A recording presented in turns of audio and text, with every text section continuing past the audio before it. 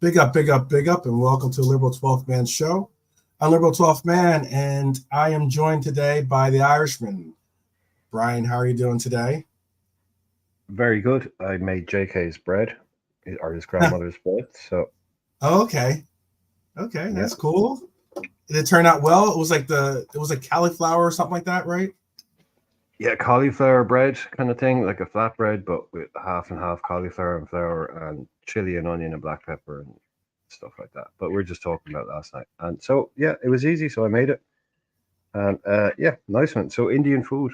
I mean, well, you can't go wrong, really, can you? Yeah, yeah. No, you Rob, how can't. you doing, man? Good to see you, man. Straight away, early doors, Rob. Early doors for the true. Yes, definitely. Big up to each and every one of you that are joining us right now. We're going to be definitely enjoying a little talk Thursday. It's just about what's going on in some of the headlines that you've seen. If you've seen some headlines that you want to talk about, tell us. Mm, Include them in definitely. the chat. Um, Just Maybe keeping you're it trying loose. to go ahead. What are you saying? Just we're just keeping it loose. Yeah, it's no Yeah, structure. Anything and someone wants to talk about, we'll throw it in the chat and talk yeah. about it. I was thinking about how there's when you get a new coach, they bring in new different games, different training regiments. They bring in different kinds of different competitions for the to keep the training light, to keep the training fun and enjoyable, as well as to keep you actually getting trained in whatever it is that you're trying to learn or whatever. And there's this one clip I saw. I don't know if you saw this or not, but there's a clip on Liverpool FC or on the main Liverpool website or on Twitter at least, and they show the clip where it's like apparently they take the football, you have to throw it in the air and then pass. It's almost like a form of juggling or something, and you're in a line of other people, so you have to make sure you toss the ball to your player to your next. You throw the ball up and then that player tosses Is it to that the you. So big heavy one? The big have you black seen? heavy ball thing? Is that the? No, It's it's just a not like regular normal. soccer ball. It's just a Oh, regular I've seen soccer this ball. thing where they're throwing around I these probably would get huge. hit up because it's on Liverpool websites or is a Liverpool Yeah, clip. So I don't. I would play it for you if I could, but it's it's pretty weird because I've never seen this kind of drill be yeah. implemented into the game, and it's funny because it's Dom, Diego, um, Maka, and Mo and Simicast versus they're trying to beat another team on the other side too that's doing the exact same thing, and it's who is it on the other side? Like Virgil, Ibu, Rabo. It's basically like the starting, pretty much The a other good half of the side. starting Yeah, left. yeah. Yeah, because you can see the others in the background, kind of going through the paces also. But I don't know what it. You've got to check it out. You've got to check it out. It's pretty funny. I've seen that thing where they're throwing a really heavy big black ball up in the air, Huh? and the guy behind him has to catch it. But Virgil was doing it with Darwin. I saw that Virgil's really good at it because you see him repeating his technique properly, going really low down and throwing it up, and he gets the same result every time. And then all the other lads are just like throwing this thing up in the air, and it's going all over the place. Well, not all over the place, but it looks crazy. Like it Right. looks really. Yeah. I saw someone giving out about, oh, I want to see proper coaching, not running around with a heavy ball and shit. It's like, it's obviously, yeah, like you say, you're doing the same muscle exercises. Right. Basically, that's not changing. But what you're trying to do is come up with new ways. So it's, yeah, to keep people engaged and, oh, we've been doing Yeah. this for 2 years. It's the same drill. I did see the one as well where it's kind of like a mini hurdles race where all the little hurdles are really close together and they have Hmm. to go like get over them, get that Yeah. distance Yeah. away. Get, That's what. and That's what Trent I just kept was. Yeah. knocking it over. Every time Trent went through, he just knocked it over. I think he went through 4 times Oh. Oh. and he knocked it I over just three saw the times. And one. they're all I just just saw laughing. the one that they did the head-to-head sprints. That's what we were talking about backstage. Yeah, But they had the little hurdles, like the little hurdles that yeah. you have to like. So you have to To lift your hurdle knee through. over. Not really hurdle, but you have to time your steps so you don't kick the Exactly. actual Yeah. Yeah, I guess. Trent kept fucking it up. It was hilarious. Yeah. He just laughed. Everyone was laughing. He just every time he went over, he just knocked it. And your man Yeah. was like, "Come on, Trent, come on." And then they'd have to pass the ball at the end when they got over the final hurdle. Then a ball was being rolled to him, and they had to pass it back to the guy, and that had to be the ball, and that was so the timing had to be right. He was passing back to the trainer, and he was passing back to the guy who was supposed to be coming over next, and they were timing Right. it. It's just it looked kind of fun, but it didn't look easy. But It didn't look you've got to easy. keep these No. guys not entertained, I suppose. But if training is fun and it's also works, then that's Mhm. what more. It's not supposed to be a fun, happy time. It's training, but yeah, you got to keep people kind of Yeah. I bored can and stuff. understand where you're coming You with got to that. keep I them can understand where you're entertained. coming from.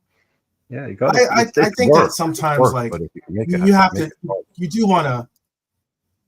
No, yeah, you do want to, like, I believe, like, you do want to make it where, like, you're serious, you're getting into it, this is Yeah, where we get into it, but you have to keep some of it, like, you have to keep some enjoyment. levity in it.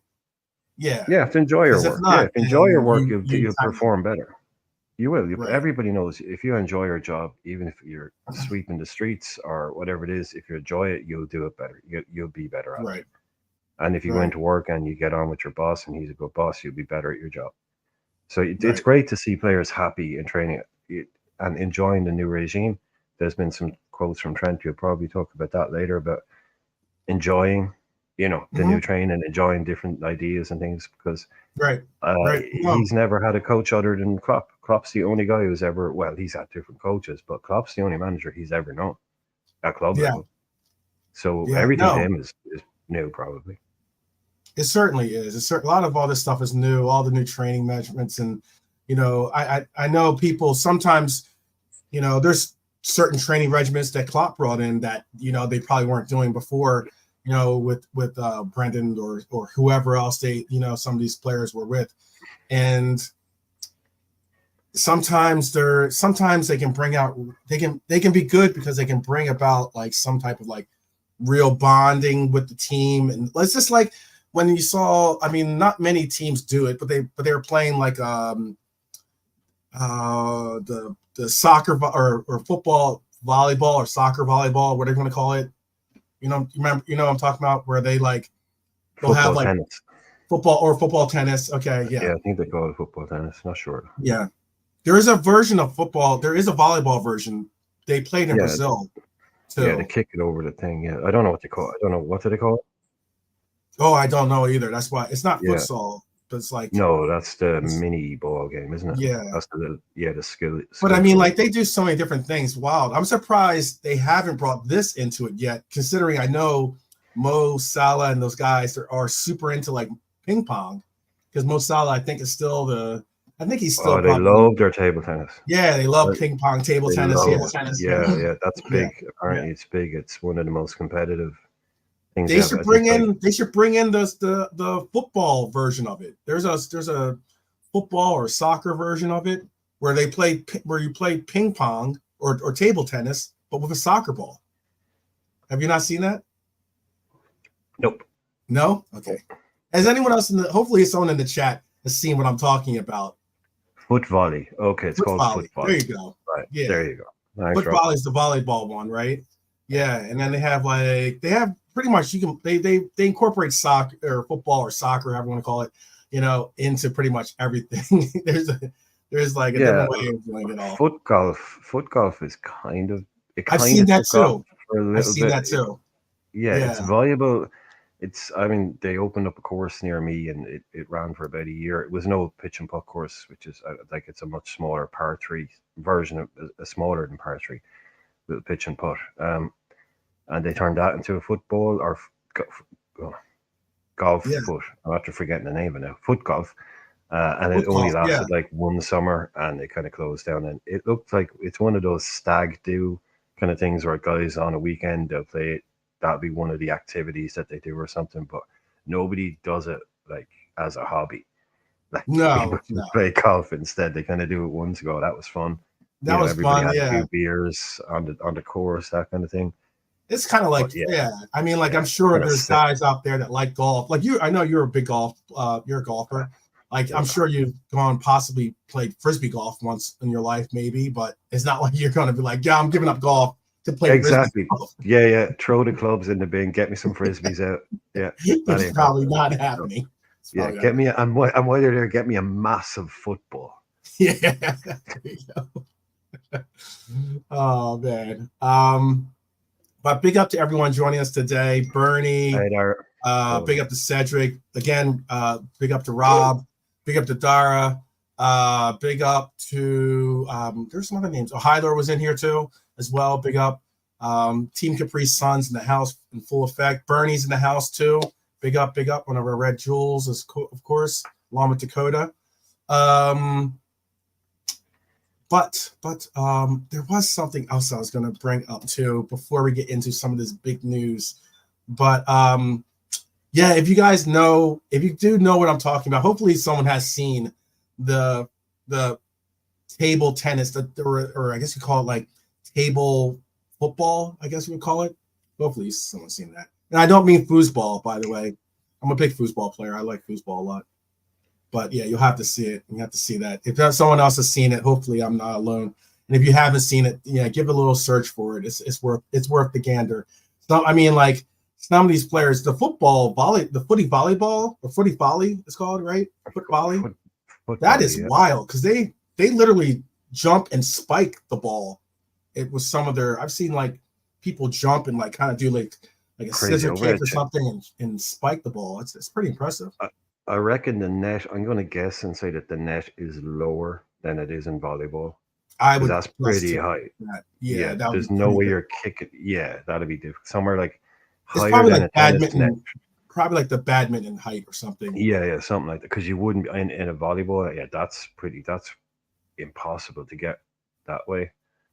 But I'm playing on sand. Yeah, it's great. You can imagine. Sure, like Romario was famous for when he was at one of his clubs. He's been at about 20 clubs. I can't remember one of his last ones.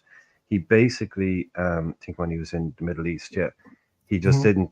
He was around 36, 37 at this stage, and basically all he did every day, every day, was play beach volleyball with his mate. Like that's all they were into doing. That's what they did out on the beach all day every day. That's just like, this is what we do. This is heaven for us. Playing this all day, and I go play football at the weekend. Yeah, they just love playing beach volleyball.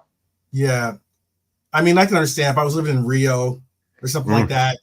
You know, like I can it's understand. Almost like they love it more. More of my passion. Because the thing is, kind of different though. You can play it with your friends. Playing football on the beach is different because like the ball just kind of like sometimes it sits. It doesn't really like travel the way it would on grass. So it's a different game. But for them, it's because it's when they're playing beach volleyball, it means they're with 20 of their friends. So like when they're playing, it's work as football.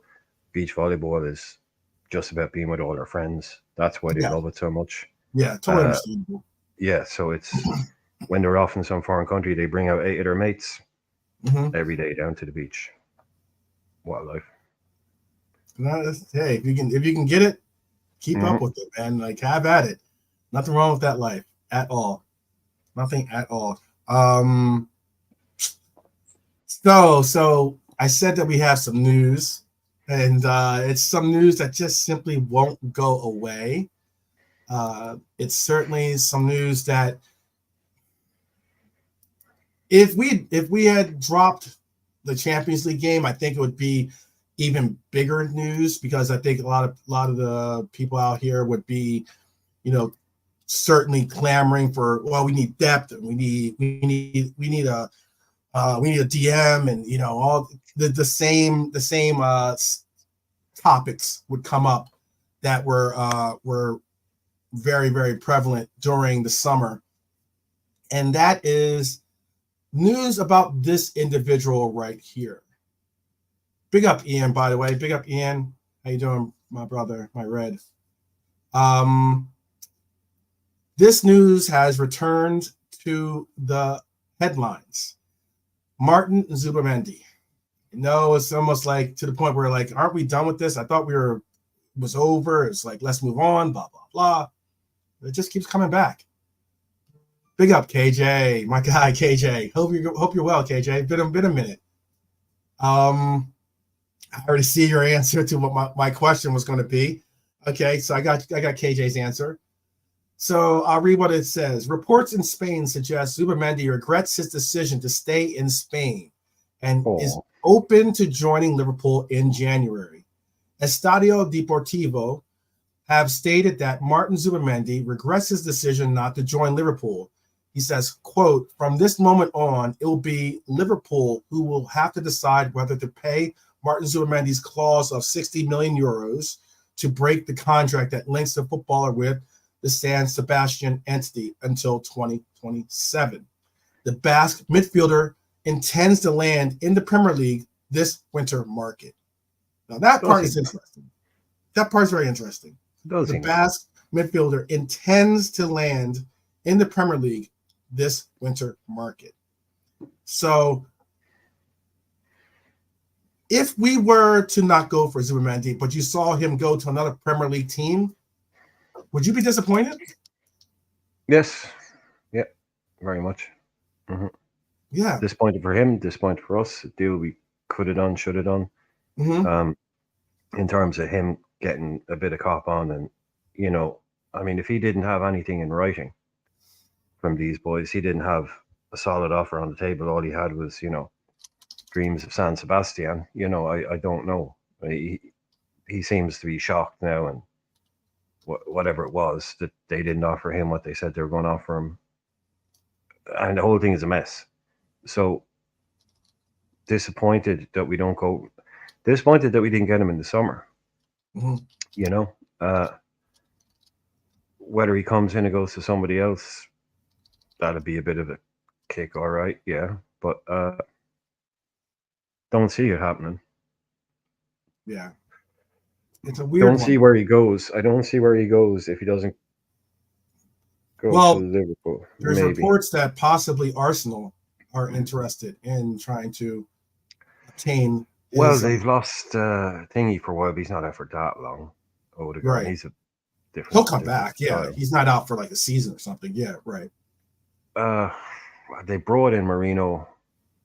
Don't see them going in for this guy. Probably wasn't on their.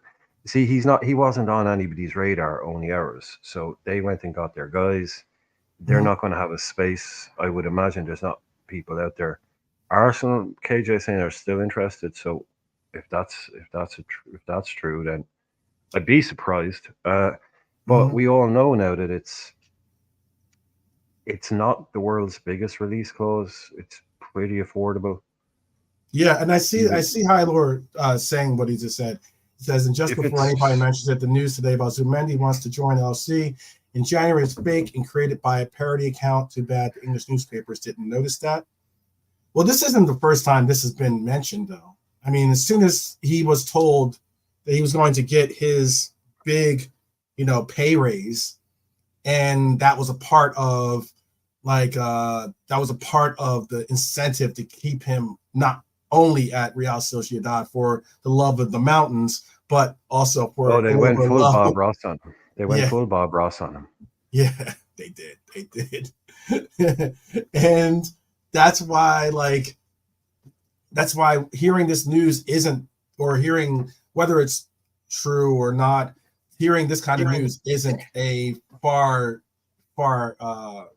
reach or far step to go with, because I would be angry too if I was told I was going to be making, hey, stay with us, we're going to make sure that you're the highest paid player on the team, and then it's like week 4, week 5 of the season there, and you're still like, my checks haven't increased, what's going on,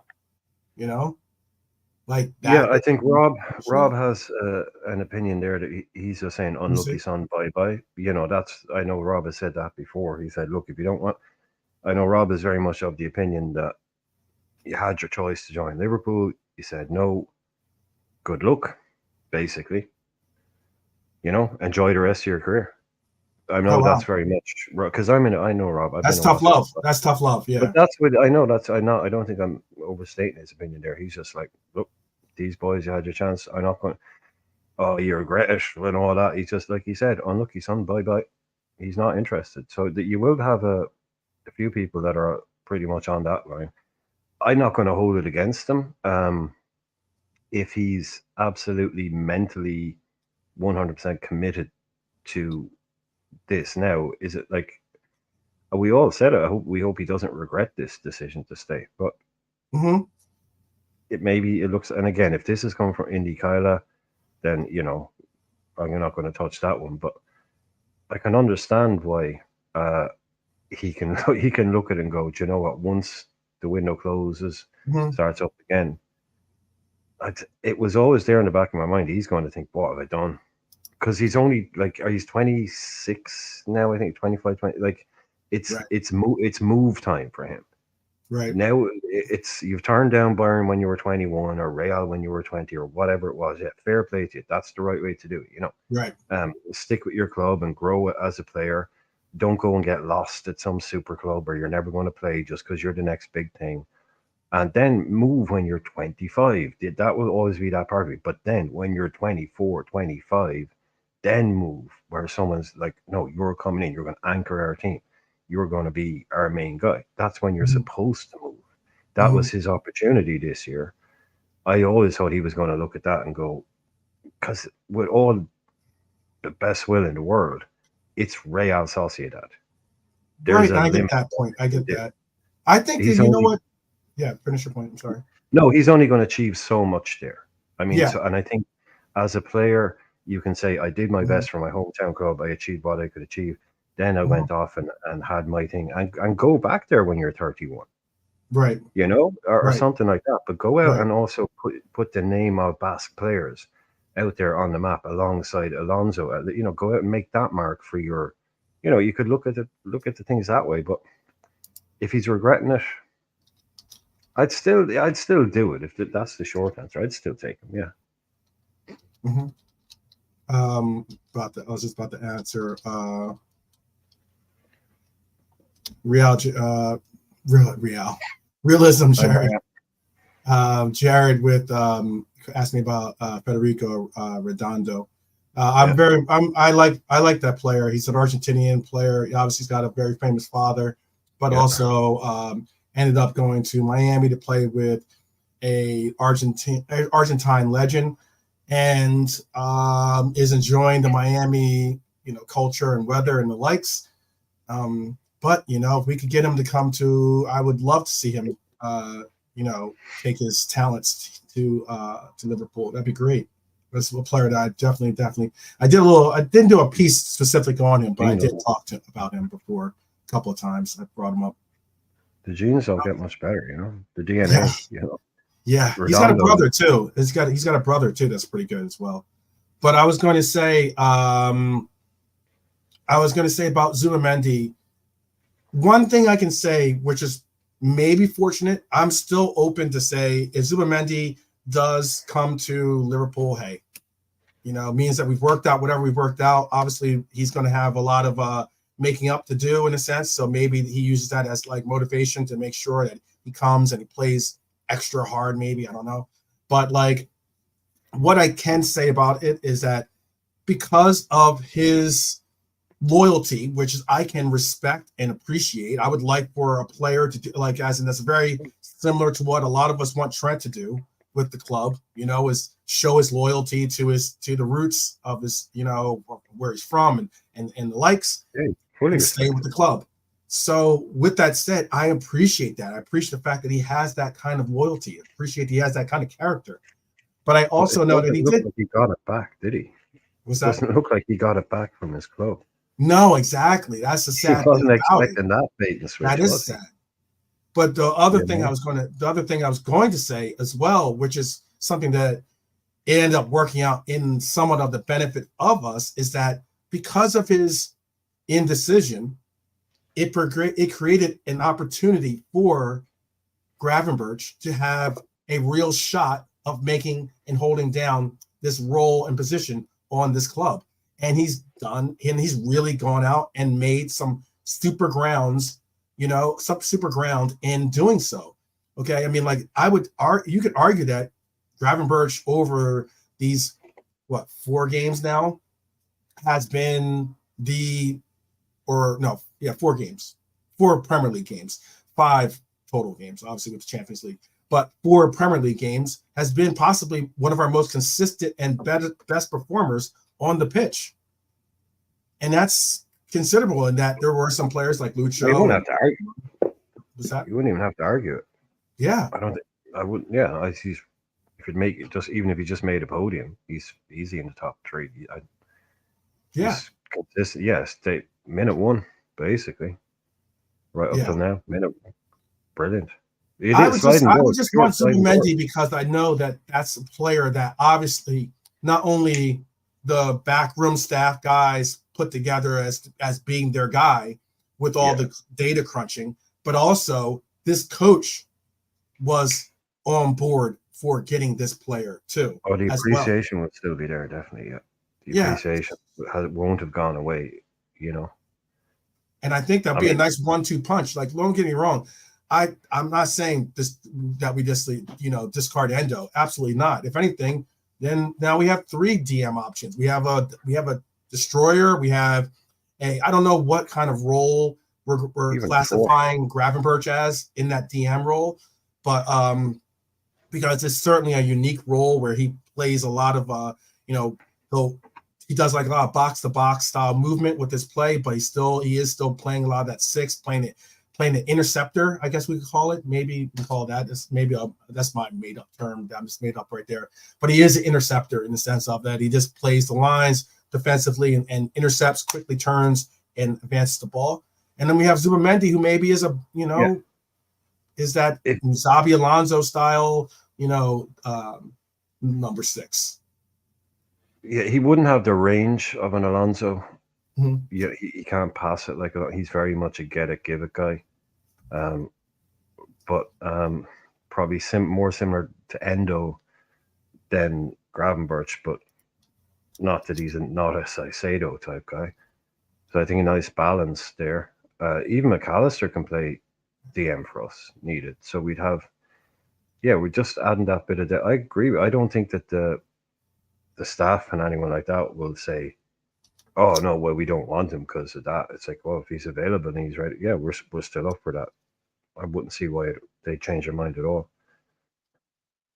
But a sliding doors moment for Gravenberch, like you say, if he comes in, do we see that? But I don't think we would. I mean, we would have seen it, but we wouldn't have seen it to the point where we would have allowed for it to grow and kind of like sit for people to accept it.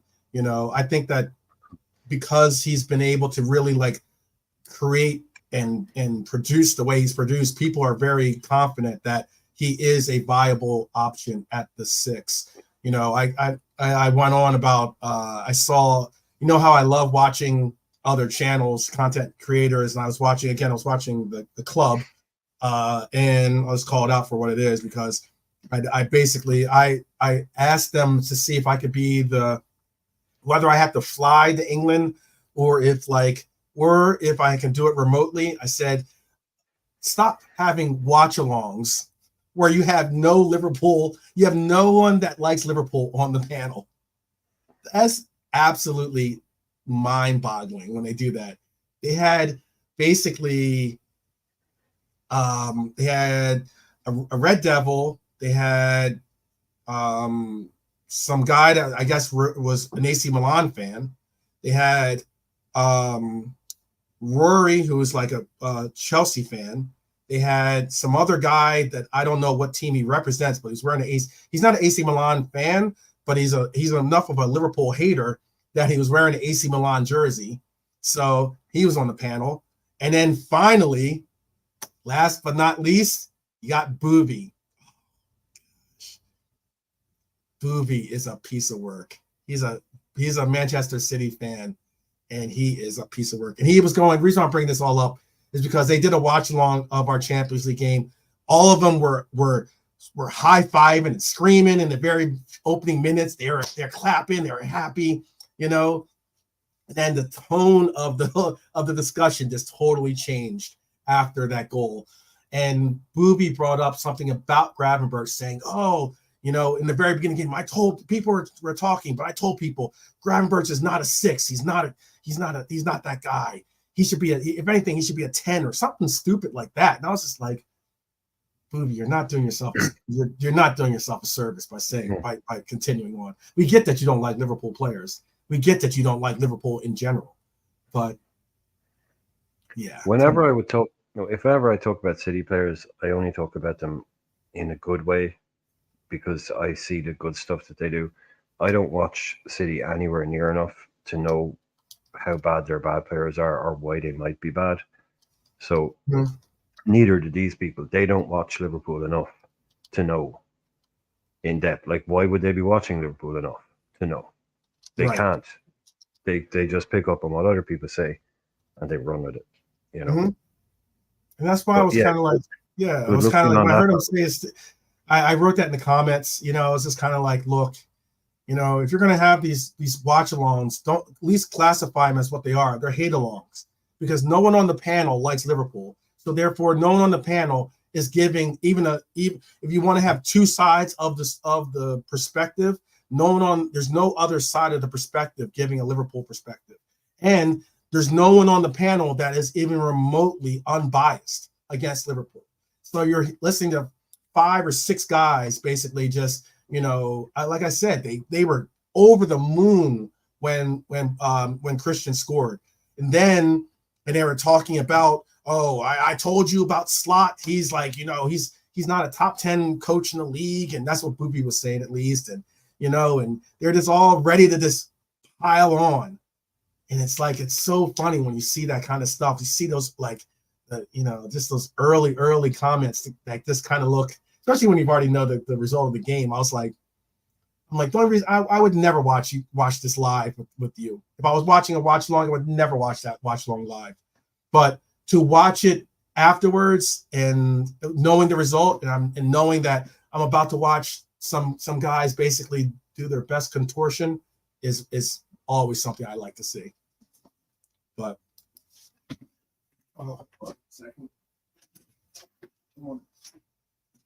but anyways, sorry about that. I have the dog joining us right now. So but it was just funny to see. I personally think that like what KJ is saying is like, you know, is it technicians type of a 6?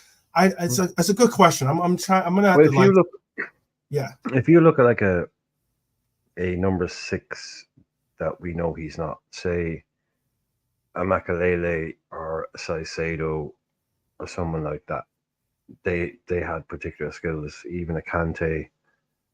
Well, what would you classify Pogba as? Because that's who I think he reminds me of. To tell you the truth, he's a box-to-box midfielder, Pogba. But he did play defensive midfielder. He has played DM. No, but also you asked me what I would classify him as. I'd say he's a box-to-box midfielder. The role he played with France when he had one behind him and a number of 10 in front of him, and he could basically have a free role in the middle of midfield. That's what he's looked world class for France. Never really that much a club. Some of the stuff he does for them because it's set up around him to have that kind of. He can drop back in, dribble, and get forward as well. But United used them probably everywhere. But I would say, but then you got like, and those guys, they don't really. It's not their job to get forward. Read the Makaleles and the Saicedos and the Kantes. That's not their main job. But then you have like someone like a Pirlo, who wouldn't really get forward that much. Later, he starts off as a number 10, right? But he's a real quarterback.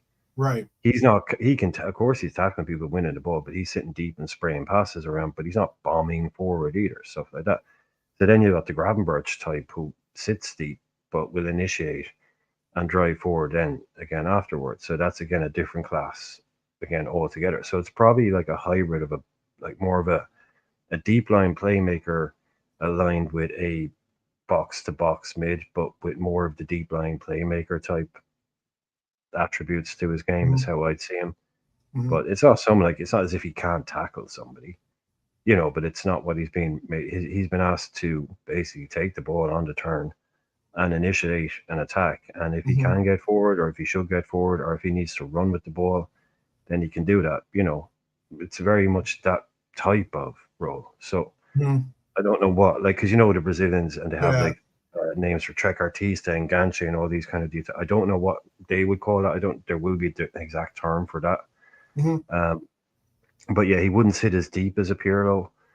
But no, what? Yeah, I see. KJ's all those kind of things.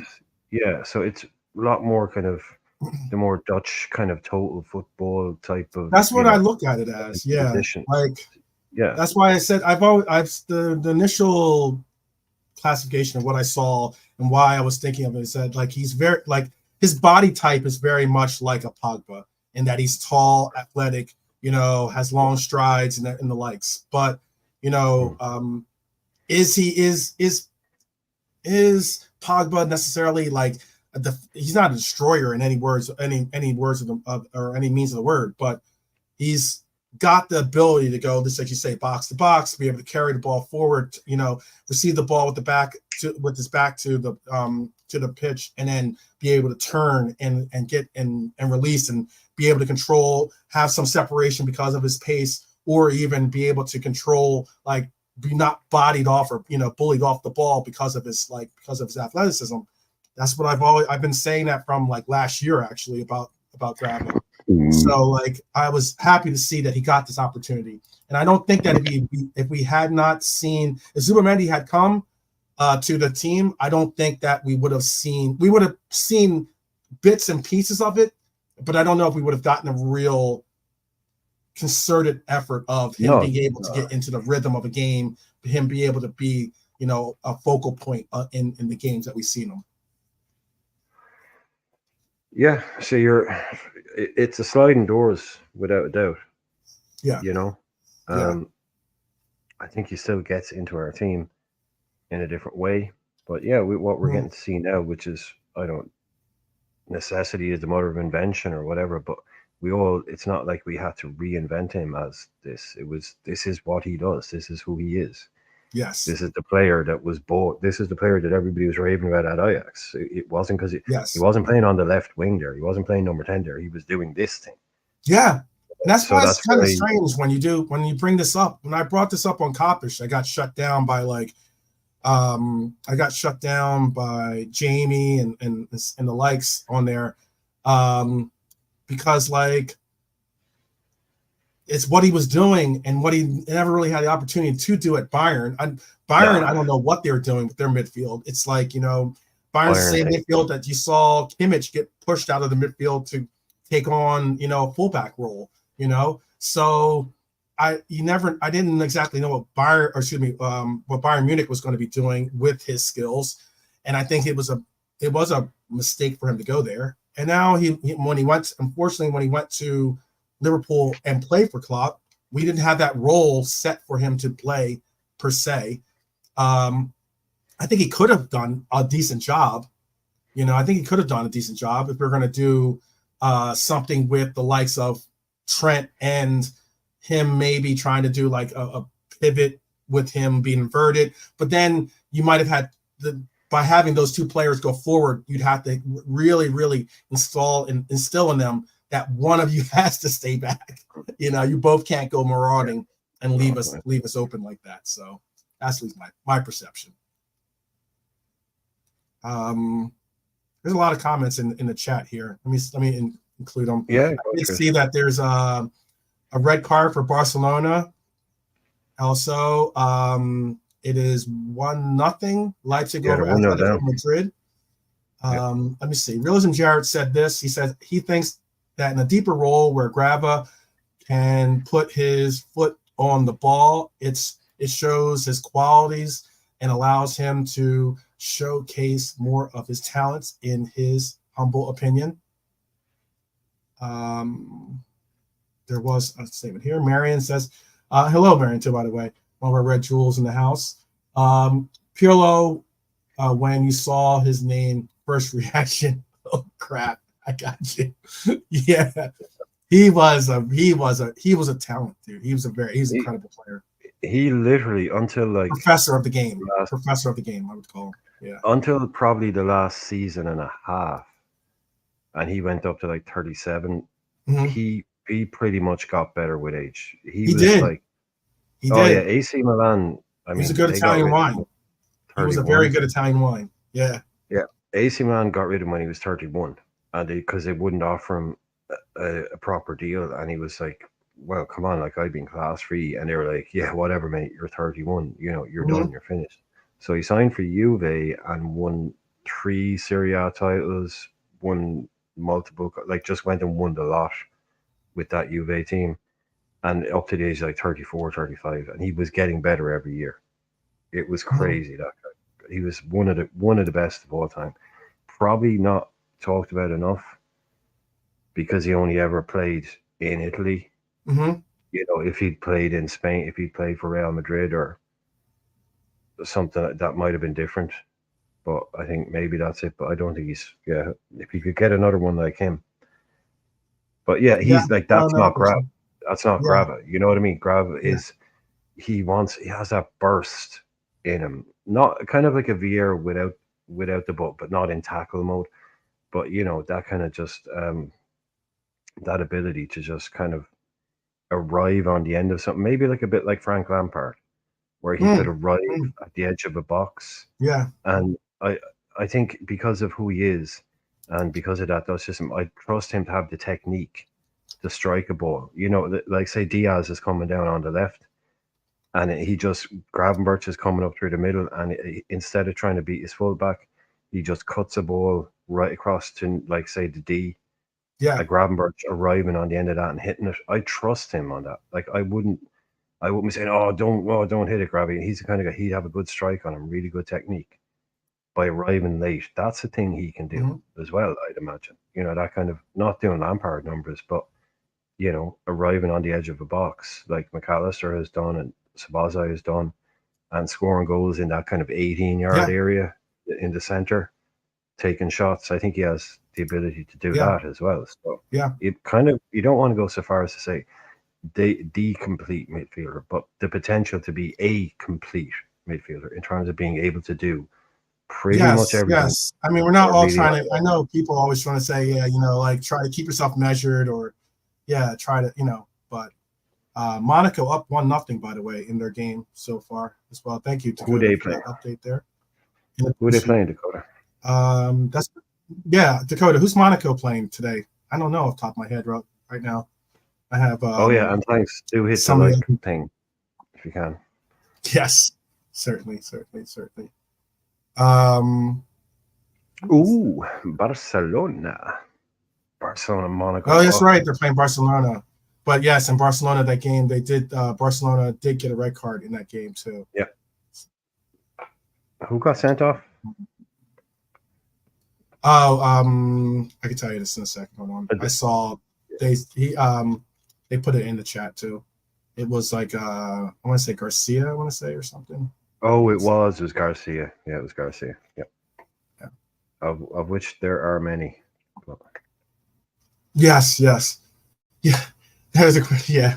That was a question. Yeah, they're all they're talking about some of the names. Sometimes somehow the names on the back of kits, like sometimes people put their first names if it's a common last name. I'm like, oh, that makes sense. Definitely makes sense.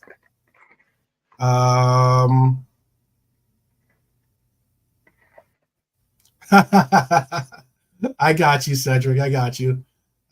Cedric saying Ian Bonkers, Philip, Marion, hi, Lord, Rob, chat, working and listening. Appreciate 12 going on stream, stating his opinions despite it being unpopular. Thank you very much.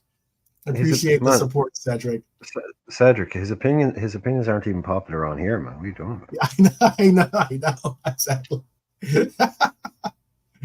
But it's all good. It's all good. It's all good. He's fighting fires in his own backyard most nights, man. You're right. You're right.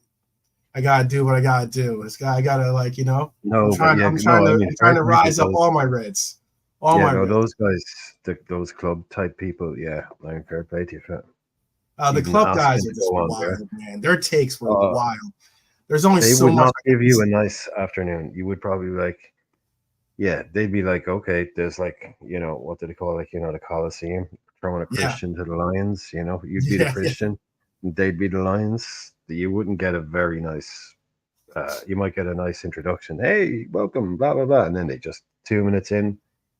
yeah. Ah, wow. They don't sound like a happy bunch of people. Like, who hate watches for a start? I would say, You know, yeah, they're an interesting group. They are a very, very interesting group. North Red. But North Red. That's a new name. I don't know North Red. So hello. Unless you read before. yes, Like yes, it's a new name Sorry. to the chat, but a welcome Oh, name. Welcome to the chat. Definitely. Welcome to the Mighty Reds, as we like to say. Mighty Reds Army here. Yeah. I feel we will need 16 points somewhere in the region. North Reds. I will feel 16 points to get out of the Champions League into the top 8. Oh yes, okay. I get where you're going with that. Yes, yeah. That's been a conversation. It's definitely been a conversation because we want to figure out how many points we're actually going to need to get out of the group, or not group, but to be in the top 8 of it.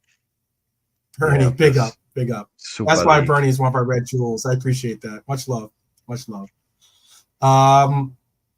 Still 0-0. Yeah, still 0-0. 25th minute of the Arsenal game. Arsenal had a chance to score and off a free kick. That should be a yellow card too coming up. But Arsenal had a chance to. That's wild that they just let that go. He's not going to book him. The referee was a foul. Atalanta had the ball. They set up for a quick start. When they did the quick start, a Arsenal player dove in and slid tackle or slid in front of the ball before, like literally 2 feet away from him, slid in front of him and deflected the ball. And I'm like, isn't that, it is in the Premier League. Yeah, it is in the Premier League. Yeah. So that's why Declan Rice got sent off. But I hope they lose. They didn't get it, but he didn't get a card. He just got the referee just told him to come back and kick it again. Pretty weird. But, I wanted to show you this though real quick. Let me show you this, Brian. Let me show you this real quick. So remember, we were just talking about in the early parts of our broadcast. We were talking about the game. This was the game that they were playing. So what it is like they have to throw. Mo Salah tosses the ball to Diego, and when he's tossing the ball, Diego's got to throw the ball up in the air, and or something. It's a weird combo or something, where they're like doing, and then you got to race to the end of the line, and it's like a juggling action between all of them. I don't know if you guys saw that one or not. This is what I was talking to. I wanted to at least show you what I was referencing earlier, and then as we were talking, we're not sponsored by AXA. We're not sponsored by AXA. We're not. I mean, AXA, if you want to, hey, what's up? But I mean, oh, exactly. I'm not saying we're not turning down checks. Yeah, exactly. Let's see. And then this was the head-to-head sprints that they were doing. I like that way. I don't know who won this one. I didn't see Lucho and Cujo. Oh, that's the dude on. Yeah, it's Cujo is winning that. Cujo's way ahead of him. It looks like Lucho is reaching. Yeah. Cujo's winning that. Guarantee it. Wow. That's a nice way of ending it, though. I like that kind of it not being like a bleep or something, like actually touching the coaches. That's actually kind of a nice human interaction type way of, if you know what I'm saying. Yeah. It's a nice way of it's kind of old school. It's like first to touch my hand wins. That's kind of bring back a kind of a fun type. I remember that playing that game as you're a child, say. Whereas back in the day, they'd have that thing on them and it'd bleep, and then they'd look at the computer to tell you who won. Yeah. The first to touch, like the swimming thing, like when you touch the wall. Yeah, it's kind of it's more just a bit more holistic, I suppose. We don't want to sound like one of those people. Yeah, this is. I don't know if this is Trent showing Lucho how he got that pass over to Ibu, but I mean, and you wonder why they have ankle problems. If you ever wonder why players have ankle problems, just look at that still frame. Look where all of his body weight is. I know it's only for a millisecond, and you time it right, it doesn't. But you do that. You're putting a lot of torque on it. There's a lot of torque going onto those ligaments. Yeah, certainly. Yeah. Look at that, especially when you're trying to angle it and. But you get that wrong. Oh, what are you gonna hurt? Oh, right there is and you can see how it will only be a millisecond, but you need to time that right to do it thousands of times throughout your career I mean, without even being like, Lucho's kind of got the body language of like, he's trying to like will it in with his own body language in the back. again, not sponsored by AXA. Not sponsored by AXA, but again, what's up, AXA? Available for discussion. We're available for your phone call or email, whichever, you want to take it old school. I don't have a fax machine, but we can work something out. But There's Robbo anyways, looking pissed off because he lost out to Gomez. yeah, looking mad because he lost out to Gomez in the sprints. Who would have had that actually just in the chat? Well, we've given it away, but be honest.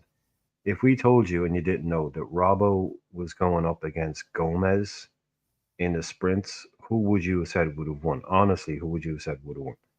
Because I wouldn't have said Gomez. No, I don't think of him being rapid. And I know, but yeah, I was surprised at that, and I reckon that really pissed Robbo off. I will come to Joey's defense in that Joey is fast.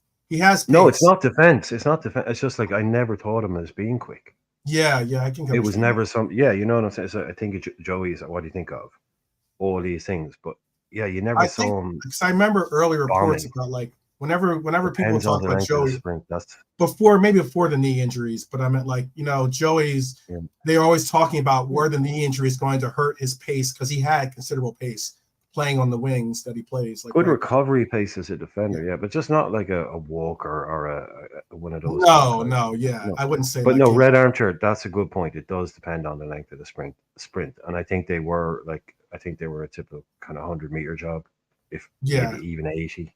I was gonna say it looked like it was like 40 meters. Yeah, exactly. Yeah, sprinting is hard. It is genuinely hard. Like even 50 meters at full tilt, I mean that's not easy. So to get a good sprint out of someone, I wouldn't imagine it was more than 50 yards actually. Is that great? Is it really up to that now? Gomez is 10 years. 10 makes a testimonial, yeah. If they haven't changed it, it used to mean testimonial, yeah.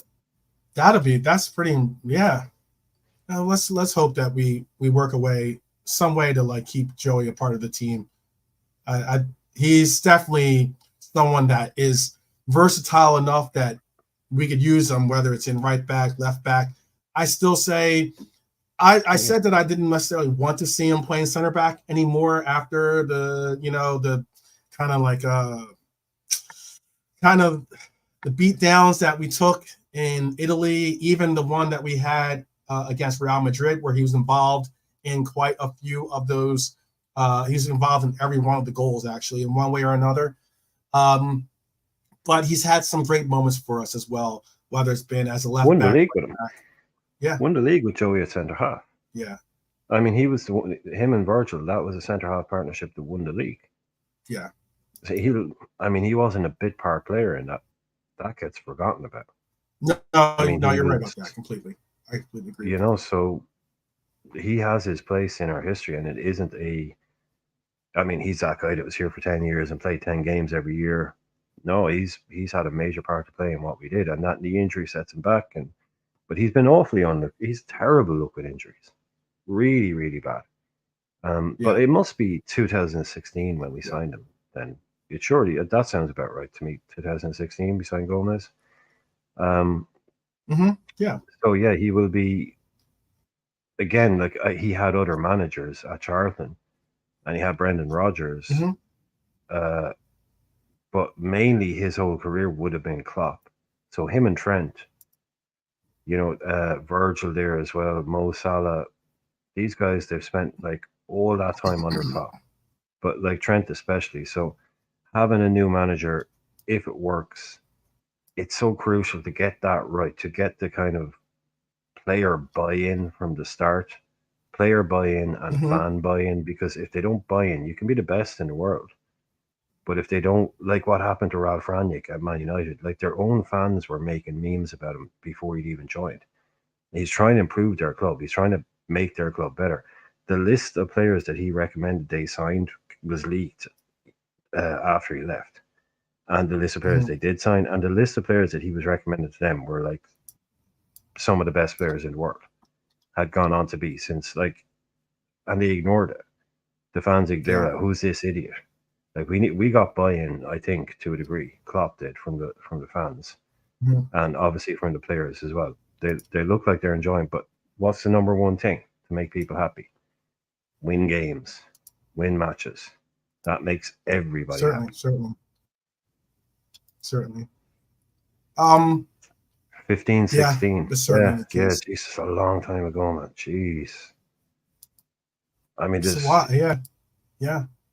He's before a lot of stuff. He's before the new stadium. He's before the new stand, the new training ground. He's seen massive changes at Liverpool. He'll write a good book. The Joey Gomez book will be a good book.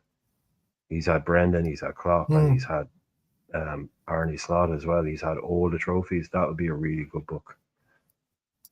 It will be.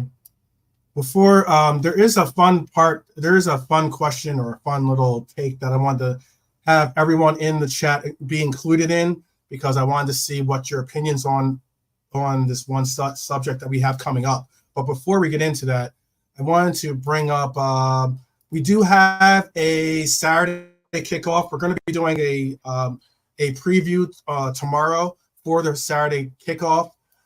Bring up this. The next game is a 3 o'clock kickoff for those in the UK. It is going to be one where we take on Bournemouth. Obviously, we have connections to Bournemouth now, some deep line connections to Bournemouth. So it should be a good game to see. What is my question? And this is something I just wanted to, this part I want you to include you guys too as well. And make sure, 1 second. Yeah, I can hook that up too, Brian. I just saw your private chat. Yeah, just if you want to throw a bit in. Yeah, I have. I'll go through this, then I'll hook up some. I'll hook it up. But yeah, and we have the Cara thing as well, don't we? Yes. So this is what I was going to ask people: is in this upcoming game we're going to see a real question be shown, because now we finally have seen this team use just a bit. Albeit just 2 players got subbed in, but we've seen 2 new players in that starting lineup for the Champions League. We're now going to be on the road. It's going to be a very difficult game, but we're going to be on the road at a team again that is looking to continue doing things in the league or getting some type of traction, maybe take us at a vulnerable position or something along those lines. But why I'm getting at this is this. Do you start this man right here? Or do you start this man right here when it comes to Saturday? Diego has had not that great of games as of late. I'm not saying Diego's washed. I'm not saying Diego is bad. None of that. I'm just saying in current form, he hasn't. His current league form or club form has not been the same. He's done well. He scored, I think, a brace, I want to say, for his international team or his national team, but his form hasn't been exactly the best. He hasn't gotten that much service either, by the way. And that I can agree, or at least attest. He hasn't necessarily been given that many opportunities and chances to really break in. But and okay, now bring back Jared's question too, by the way. I have it starred, by the way. Jared, I do have your question starred. So please stick with us. We are going to bring your question in. Cool. But why and what I'm asking is Dakota is so tough, man. In the Dakota, chat, when she gets her sights, geez, man, don't mess with Dakota. That's all I'm saying. Dakota coming in ruthless. I like it. Are we going to do? Would you rather see starting on the road, okay, at Bournemouth? Do you want to see Darwin and the number 9, or do you want to see Diego be given another opportunity to start at the number 9? Obviously, he'll get his starts. I'm not saying that he never should play there again, not in any words of any means of the words, but is it maybe the time to try something new with the number 9 role or the starter? Yeah, I know. Yeah, no, She's but doing just because Dakota's doing it's at her home. best to pick up the Chris Angel slack. I got you, Yeah. Dakota. Would No, I you know you want? noticed. I know you noticed, but maybe just the way we're not. It's not on the road. You know that we are at home. You know it's at Anfield. Yeah. Oh, my fault. Is that Anfield? My fault. Yeah. It's at It Anfield. It's is at home game. It's Anfield. home game. It's When's at our home. So next our away game is coming up? We have an away game coming up. My fault. it's the next league game. Yeah, it's It's the the one next league after. game after that. My fault. My apologies. Yeah. So would I like to So see is even better then. If it's at home, no then three even different. better. Yeah. So it's different. It's a layered question. So would I like? Okay. Yeah, I think Jota should probably come out. Okay, that'd be one part. Yeah. I think he's been. I think he hasn't been that effective to that. Like I was saying last night, I was kind of that kind of little waspish type of play that he has. You know, darting into places and getting Mm-hmm. on the end of things. It's dropped off. He seems to have lost whatever it is. Maybe he's tired. Maybe he's worn out. Mm-hmm. So that's number one. Yeah, I would take Jota out of the game this weekend. So that's yes, 100%. So next thing is, do you bring in Darwin Nunes? I don't know. On his sample size so far this season, I don't think the manager 100% trusts him. Mm-hmm. But if you are going to do something different, he is very, very different. So out of the options, what would my other option be? My other option might be to start a Cody Gakpo or to start a Chiesa. Right. That would be my other option. So would I do that? I'm not putting in Gakpo central. That should never happen again. He should just play left. So what happens then? So that's narrowing down the options once more. So if you are going to drop out Jota and you don't start Darwin, then I think Darwin has a problem. Then Darwin should be looking at, okay, well, I can't even get in now. But so if we do want to change it, he is the most obvious change. Mm-hmm. Give him his start. I think as a fan, I would say, oh, look, I'd love to see it all put to bed because I No. don't like noise around the club. I just like us Mm-hmm. winning games, quietly getting on with our business. That's how I like stuff to be in an ideal world. And Darwin coming on, scoring 2 goals, and looking good, and we win, brilliant. That would be excellent. So yeah, I would potentially do it, but it will be almost a he'll be under a lot of pressure to perform. Mm-hmm. I don't like the other options, but 100% Jota I am dropping. Yeah, resting 100%. So then it's what do you do? And so then I see like as Chiesa coming in some way, maybe as a false nine type thing, um, or you shift Mm-hmm. Diaz, but Wow. where do you put him to bring in a Gakpo? I don't know. So You have as a a lot of home belief in game, GAs. That's tough. That's big up. no, and I'm just saying, well, he's coming in, so where do you what could we do? I'm just playing football manager in my mind here. Who could I put where to get guys in if Jota comes out? So I'm saying to me, Jota's out, right? In Mm-hmm. my head, he's 100% out. So what do I do? Am I bringing in a Nunez in a straight swap because he's a totally different style, or am I trying to keep it a similar style with a Chiesa, Mm-hmm. Diaz, Salah front line? Diaz is going to start because Gakpo got to start the other day. Who knows? But it will, like I said, this is all about learning with this manager. So this, I think, if he does drop him, will be how does he set up with us with a completely different striker to a Jota and that's Darwin Nunes. So I think it's 50-50. I can't pick that. I don't know what he's going to do. It's really difficult. Mm-hmm. It's, I'm just asking. but There was yeah, oh, I know. it No, it's a was good Darwin question. It's a Nunez's, good question. Like, yeah, Darwin yeah, Nunez it is is a good question. Darwin Nunez with that appearance yesterday, or the appearance actually not yesterday, but the appearance for Liverpool made his 100th appearance for Liverpool against AC Milan. That was his 100th appearance. During this time, he has 50 goal contributions, 33 goals, and 17 assists. That's his contribution so far.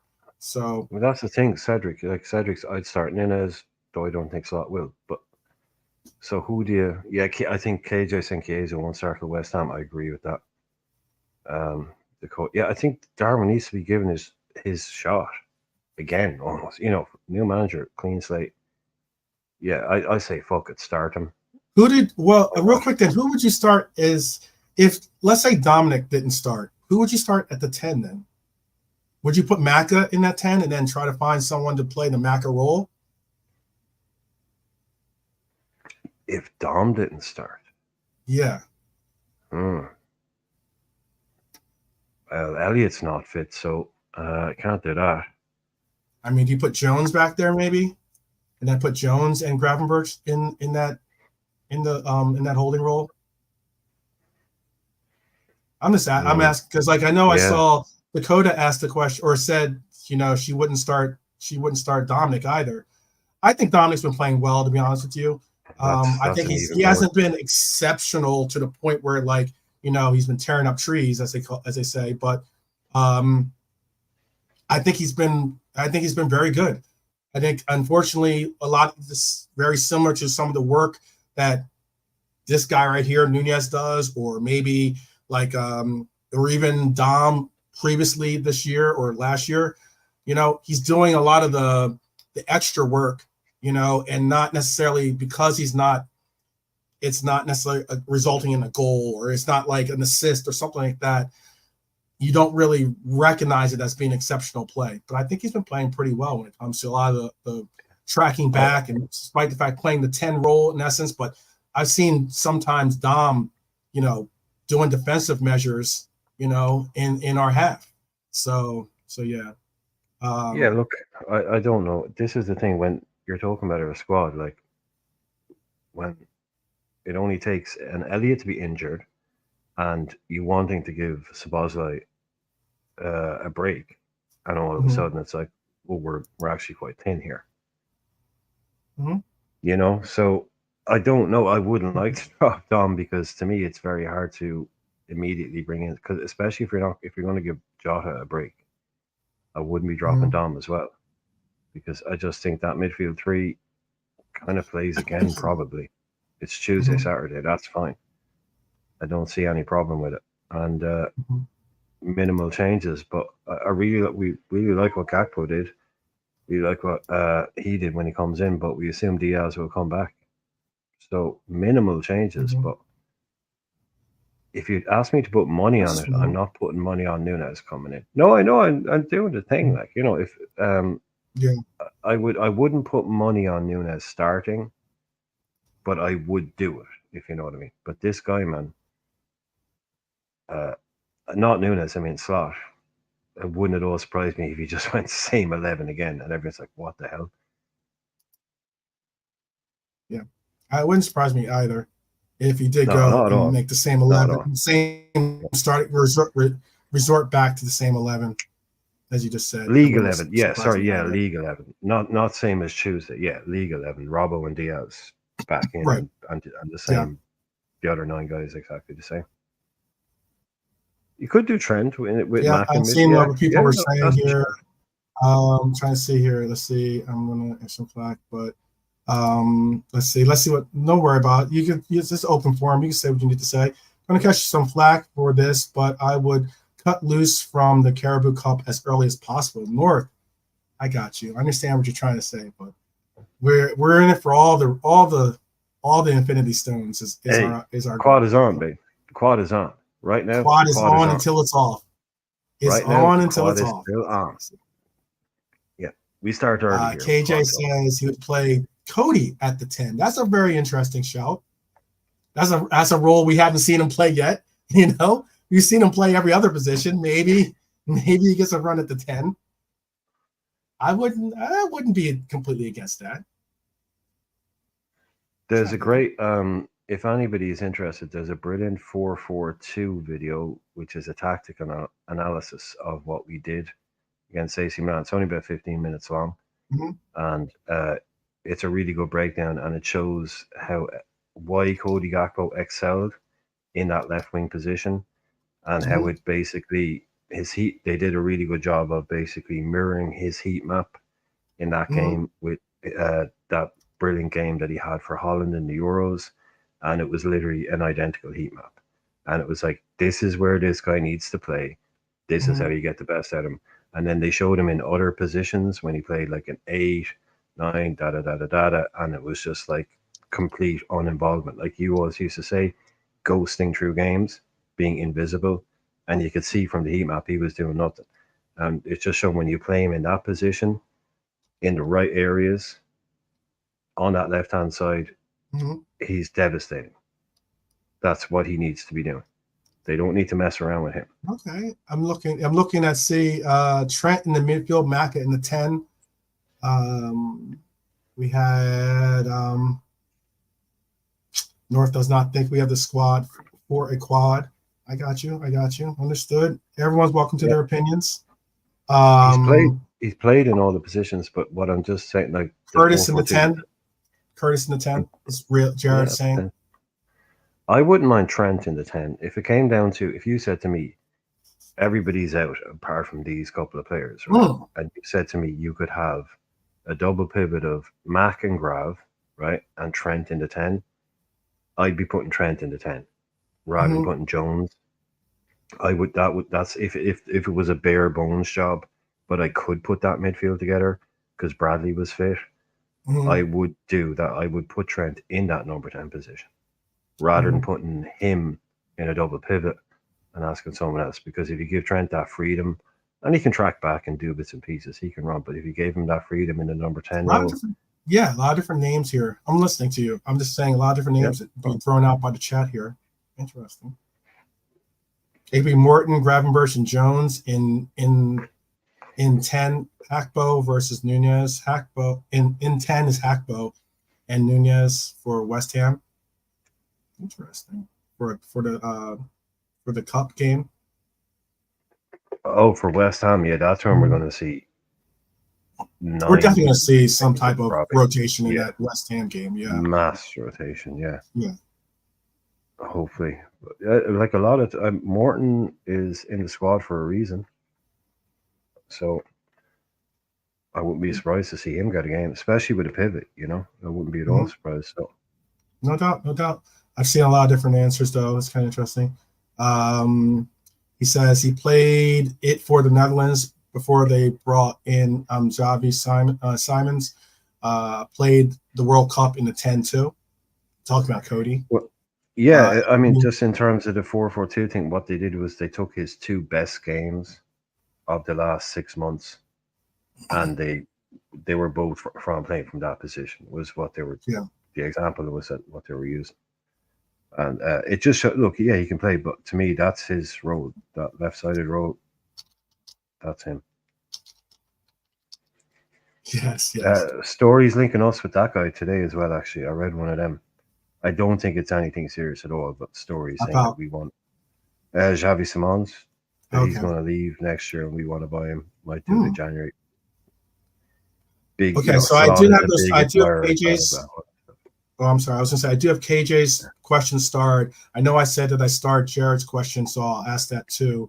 I'm just still looking. People are still putting in some comments about the follow-up question that we had, which was Realism Jared saying a good point too, by the way, about suggestion about putting Trent in the midfield. He says Trent in the 10 would negate his best qualities of long-range passing and no space ahead of him to use as he likes. Yeah. Oh yeah, it would. It would. Definitely, but if like I said, if I was down to a bare bones and I had to pick a pivot and a 10 from Mac, Grav, and Trent, I would have Trent further forward. Absolutely, it takes out most of his best. I just prefer Mac in a double pivot and give Trent that kind of freer role, which he could go wide and stuff. Like I am the anti Trent in midfield guy. I don't want him playing. I want him wide, and like you say, I'm playing passes from deep. So that's always been Hylor saying Curtis Jones, if he is fit, and Gravenberch, and then push McAllister forward instead of Dom. McAllister is well trained in that role from his national team. All right, that could work. That could work too. Like, yeah, I know that it could be the opportunity that Jones needs, basically, because Cujo has to make a real concerted effort in realizing that the structure and form that this team is on now is different than the Klopp era form of the team. So he's going to have to find a role in it. We're not playing with 2 8s. That's my point. he's going to have to really find a role. If it's not in that same macro role, then he's going to have to figure out how to play that 10 role, because there's not many other positions on the pitch that I think he's going to excel at if we're going to try to utilize his services. And I want to see Cujo stay with the team. I'm all about, like, I saw a great special today where Curtis brought a very special lad from Liverpool to the game, and and he ended up, that same individual got to take a penalty kick in front of the cop, and it was actually a really well taken penalty kick, by the way, a really well taken penalty kick. And that's those kinds of things are the essence of what I love to see about us as Reds in the Reds community.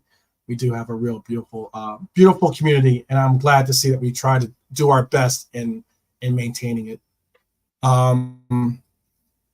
Also, let me include this too. I will say this though.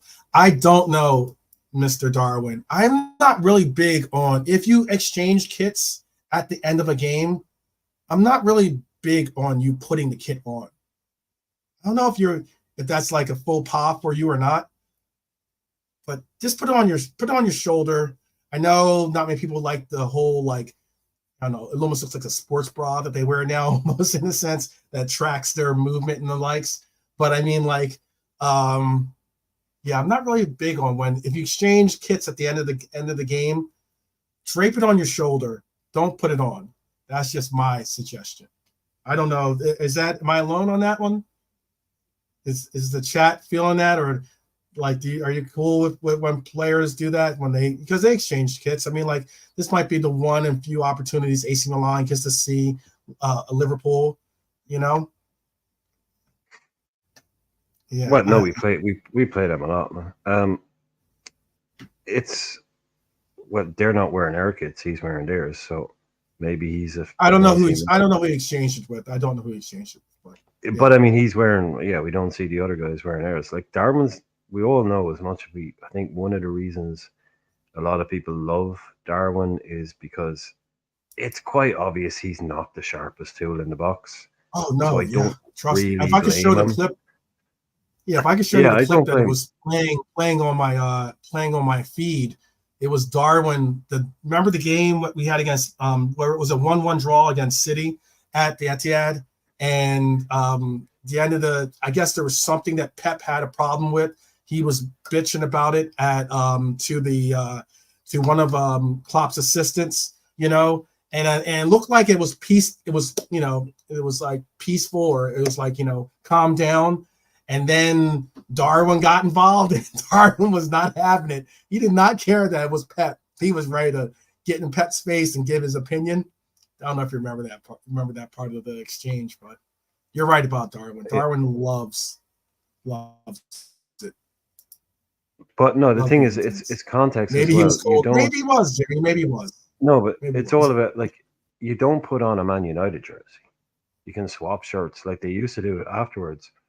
They used to do it afterwards in the dressing room. Like, everyone would know that it would be agreed before. Yeah, you'd ask before normally, like after the game, and then you do it afterwards. Yeah, can I get dibs on?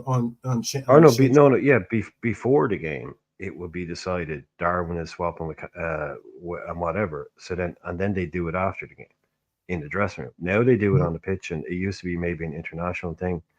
But you don't.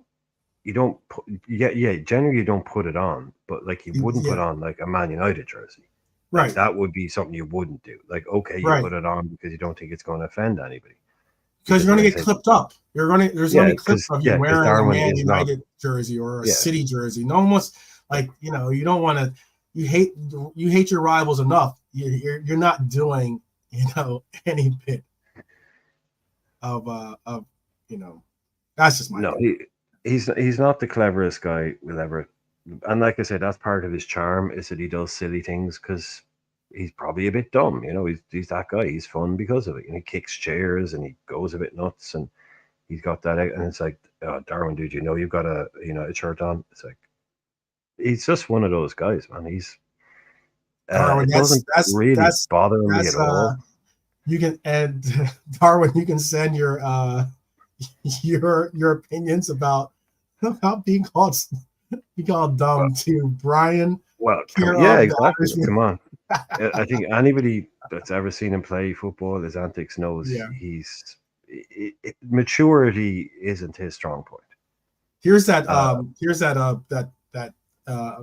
that driller you're talking about too, with the weight ball. yeah, that's the thing people were giving out about. Yeah. They have to throw it really high up in the air, and the guy behind has to catch him. It looks really heavy, That's and the guy behind man, has to catch that's it. no joke.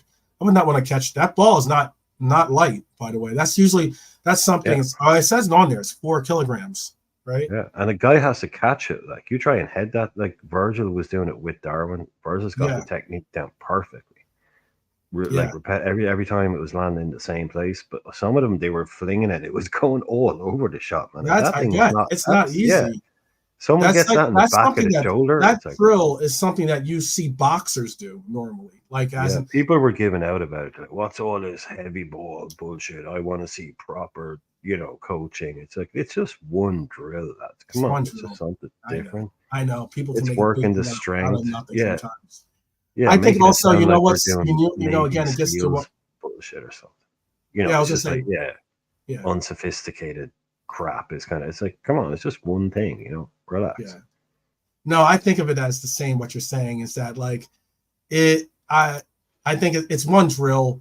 It might have brought a little bit of like, a little bit of interest. Regain renewed interest in the training, especially if you're doing the same, tired old drills you've done since you were like 12 years old or whatever. But I also like that sometimes when you get with some of these coaches, they'll bring in techniques or training regimens from other sports that can create different abilities in you. Like whether it's like, I remember like there was a football player, for instance, here, and this is American football, but he would like he took ballet lessons because like it was something to be able to like get him nimble on his toes or something like that. Now, I'm not suggesting that we take ballerinas and bring them into the AXA, but I'm No, just it's saying, like yoga. It's like yoga nearly. yeah, No, exactly. very little difference between doing ballet lessons and doing yoga. I'd say. I reckon it's very similar in terms of It that is leaping boxing, and Bernie. jumping Yeah, type thing. no, You know. no, And Jared, you're right. Yeah, these people that are complaining about, they're definitely coaches and do this for a living. They are definitely 100% experts yeah, and yeah, yeah. giving out about, of No, course. this is a great point though, Bernie, because that's part of slots training. They're boxing and developing upper body strength. The players seem to like it. When they went to Philadelphia, they went to a boxing ring. Darwin got They, in a boxing match of his own this summer. I won't want well, to be in a yes, ring with let's him let's after let's seeing let's that. uh let's sidestep that. But No, but I was let's just saying he knows how to throw punches, so I don't want to be partnered up with Darwin. I'd rather take, I don't know, Harvey Elliott or something, not Yeah, no, Darwin. no. They went to so because obviously Rocky is very associated. I wish that it was I wish it was Joe Frazier that you guys, smoking Joe Frazier that you guys knew of more so than Rocky, because for Philadelphia, Joe Frazier is an icon in boxing at least. But all the same, uh, because of Rocky, they went to a boxing ring and they actually did a couple of like, learning how to sidestep, how to properly like, do a couple of drills. They're Footballers trying love the boxing. speed bag and everything else. I know you're not going to be using your hands, but it's just, one of those No, things. footballers love boxing. They always Yeah. have. Not all of them, but I mean, obviously they're not all one big homogenous group. But a lot of footballers have always loved. Like Yeah. Rio Ferdinand actually tried to become a professional boxer when he was 39, 40. Oh, A wow. I lot of didn't them are know that. big into because they like that idea of combat. They like that idea of coming out on top. Of Yeah. beating, and it's They're all something to get competitive into. too. Yeah. They're all super Oh, they're all competitive. Yeah. the guys that are like that. It's something that they're attracted to. So Yeah. again, like Jimmy was saying, like we were talking, Jimmy is someone who does a lot of long distance cycling and think Jimmy's a super fit guy. He'll know a Oh, lot that's about this cool. kind of stuff. Are So you, like you're Jimmy, saying, are like you like a what do you call it? Triathlon person, or you're like an Ironman? I know he does a lot of long distance, kind of like 300 or 200K cycles over the weekend, Mhm. and cycling around Ireland and cycling around. So I think it's mainly like long distance cycling. But like he said, it's basically it's it's a muscle exercise that they're doing. They're just dressing it up as throwing a ball. But you're not, the ball isn't the thing. It's the muscle that you work or whatever that you're working. That's the most important thing. So how do you do that and make it fun and interesting and not like, so again, it is a bit crazy because it looks rigorous, that whole thing. But Yeah. it's all about, doing that kind of stuff and keeping people having fun in training. You got a group of 20 men. It's very hard to get a group. You get a group of 20 people, all men, all in their prime and all competitive. Hmm. Put them in a room together. How long it's going to be before they start arguing? They're not all going to get on with each other. No, they're not all going This to get is along. Yeah, no. but So you need to keep I them do like the happy and camaraderie that entertained. we see.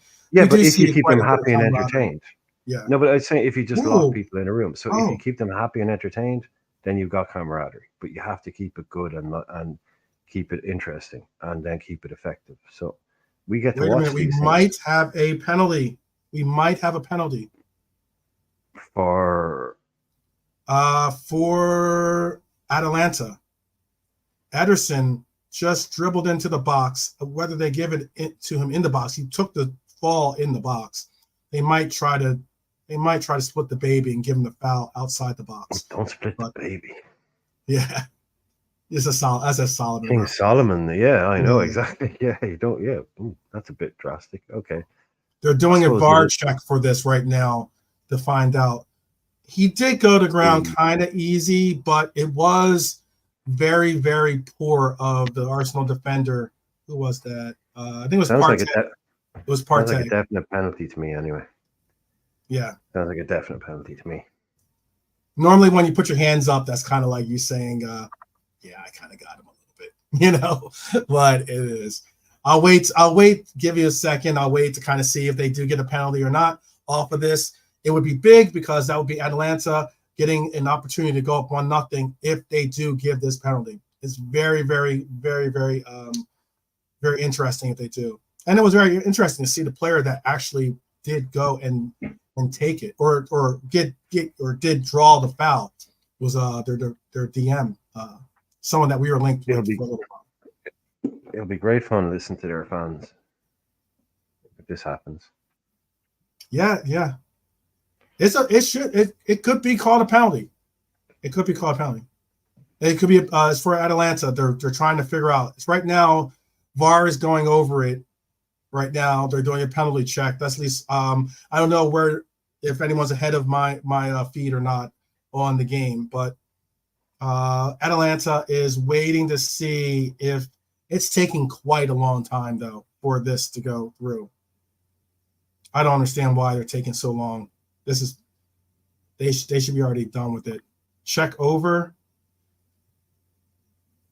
and the result is penalty. Yeah, Jared is saying why are there Thursday games? Because there's more of them now. Yeah. Yeah, there's This more is games. There's more trying to get it into it. So they are going to Atalanta is going to have an opportunity to score from a penalty kick.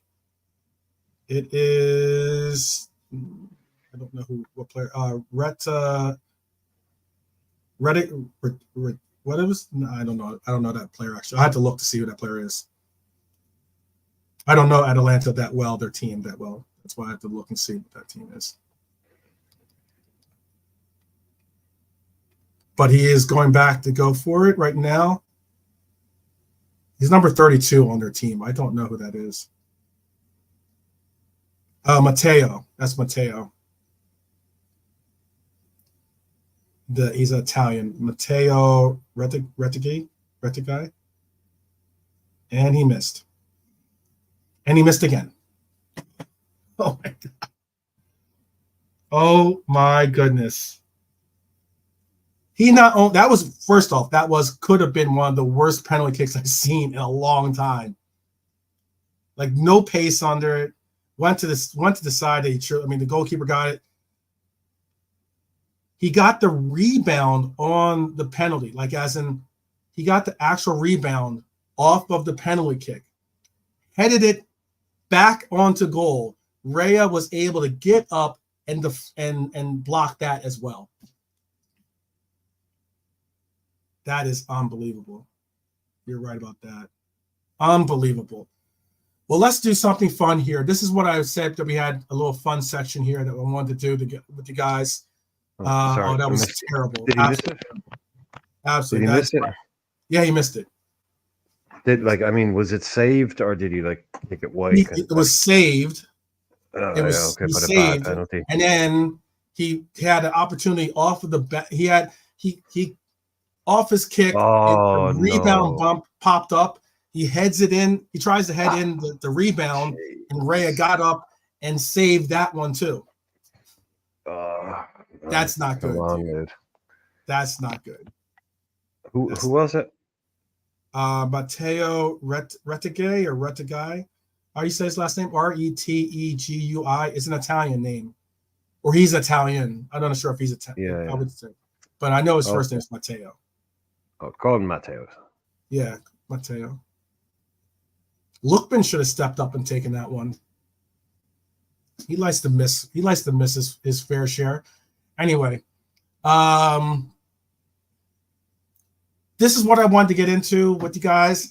I wanted to ask you. So Jamie Carragher came out with an all-time Liverpool 11. This was his all. What's that? We love an all-time 11. Yeah, we do love an all-time 11. And this was the all-time 11 that he came up with. Let me see if I can make it a little bit bigger, actually. Whoops, that takes away his name, so I'll bring it down. This was his all-time 11. And is a 4-4-2. We'd spoken about 4-4-2 earlier, actually. Classic. Looking at this list, are there any names on this list that you would sub in someone different? Is there anyone on this list that you would sub in a different person for on this list? Yeah, well, if you go through, you've got. Right, go through the names. Go through the names. Yeah, you've got Clements, which for Jamie's probably a little bit before Jamie's time, but it would probably be either him or Ali. Some people will say that Ali is our best ever goalkeeper, but I think what a lot of people are doing is they're holding back until he's kind of retired, maybe, to say that about Ali. Because maybe it's more disrespectful, they think, to some of the keepers who've done things in the past. But I think pound for pound, Ali is probably as good as any of them. Yeah. But yeah, Stevie Nicol, then he has at left back. That's an interesting shout. We've had some good left backs. Hansen and Van Dijk. That's nobody. If you can argue, if you can beat that, fair play to you. Phil Neal, again, interesting shout. Salah, obvious shout on the right, even though it was stiff competition. Souness and Gerrard, okay, you could have argued some, but I don't know. Two of our greatest ever midfielders. Then John Barnes, one of our greatest ever players, and Rush and Dalglish. Dalglish, some people would say he's Liverpool's best ever player, and Rush, one of our best ever goal scorers. So, what can you say, really? Yeah, it's solid. It's a brilliant 11. That just shows you how lucky we are as a club to be able to put an 11 like that together, because most people's clubs couldn't even dream of having 4 of those over their lifetimes. The fact that we can even talk about, is this guy better, that guy better? So yeah, I'd be interested to see. Again, it's always going to come down to people's ages and the players they grew up watching, but I could imagine that for people watching now, I could imagine that Nicol, Neil, Clements, those kind of players would probably be different for the average, say, 28-year-old fan now, right? 30-year-old fan. Yeah. Those kind of players probably wouldn't be in that team. But just Barnes, Rush, Dalglish, amazing players. Let me show you some of the names that put in. Again, put in who you think should should come out and then put the player that you would put in his place if you do want to change up or show your disagreement in some of his choices. I mean, to each is their own, obviously, but this is not. There's no right or wrong answers here. It's just your opinion. Yeah, So, it's pure. This is pure. Who's your favorite? Because this isn't even like. I mean, even if you weren't building it as a team to win a game, it still probably would. It's that good. Yeah. Oh, this team is a definite. Barnes, Salah, Dalglish, and Rush all in their prime. Oh, like that's I don't. about 150. There's some differences that I would make to this lineup, but then it would take out names that are incredible players. And that's how lucky we are. That's what I keep putting it. That's how lucky we are. Yeah. Most teams wouldn't be at Barnes. They couldn't even think about changing some of these players.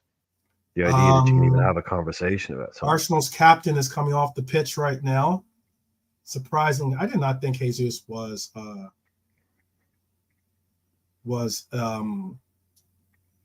captain, but he is. He's in the without Odegaard on the pitch. I guess he is the captain.